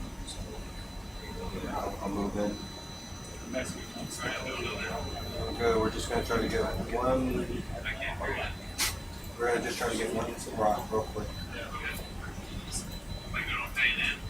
Yeah, you're good So for we're it. collecting Leptosaurus. Yeah, we can wait for that. And the rock, yeah. Okay. Man, this is a successful day. What are you after, Jeremy? The rock. But I asked since the rock just keeping out of the coral, if we could just grab that whole bit. Alright, let's try to break that rock off. We'll try to get the rock. Is that a suitable place? Not really. Oh, it's not. Just waiting for a minute. Nah, forget it. Let's just keep going up. It's not Sure. a good rock. Yeah, Yeah, good. that's right. No, it's more related to the depth. Just a little bit further, guys. How's the Yeah, currency? Not bad. yeah. When it gets to the surface, it will hold its color. It might not be as vibrant, Car's not bad right now. but we can preserve the tissue in ethanol, which will preserve the color. So we can, the faster we preserve the colony, the more likely it is to resemble what it looks like at depth. Got it. You guys down there, ready to recover, or you still doing some stuff? We are almost at the last waypoint, just a few meters away. So we're getting near the end of our transect for today, of our dive. I want to thank everyone for watching and listening and asking really good questions. And please tune in tomorrow because we're gonna focus a little bit more on the shallower portion of this reef along a different side of the seamount, and it will be exciting. So, yeah, thank you guys.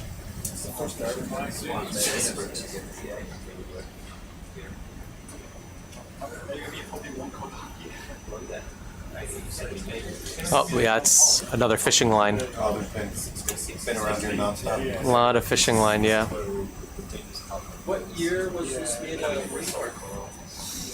Rob, do you know what year this became a marine park? Almost 1980. 1983? Alright, this is pretty much the town, you know it? That's all middle growing up in the house, at least once a month. Yeah, it's spectacular. Yeah, there is so much here to explore. Well, they don't want the swags. No. Even though it can't come from anywhere but the top. It's true, isn't it? Yeah. Just grab it. Take this. Yeah, There's a rock right there. Right here. Could be a coral. Going under with that. Alright, that's us at the top. We're at that waypoint. all right. They say Good to call it? Yeah. Yeah. Alright, boys, I'm gonna start sliding back towards y'all. Roger that. How far are you from the ship right now? One.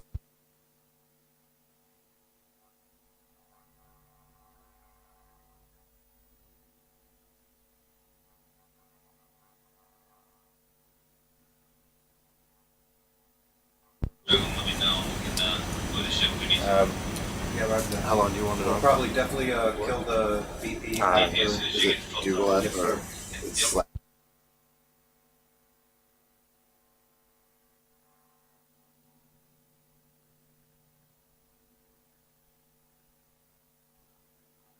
not too bad.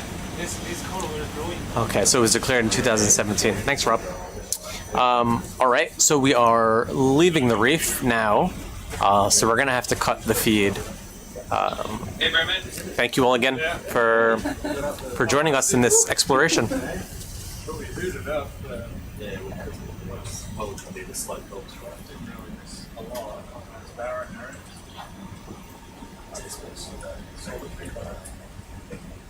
Wow. That's good. That's good.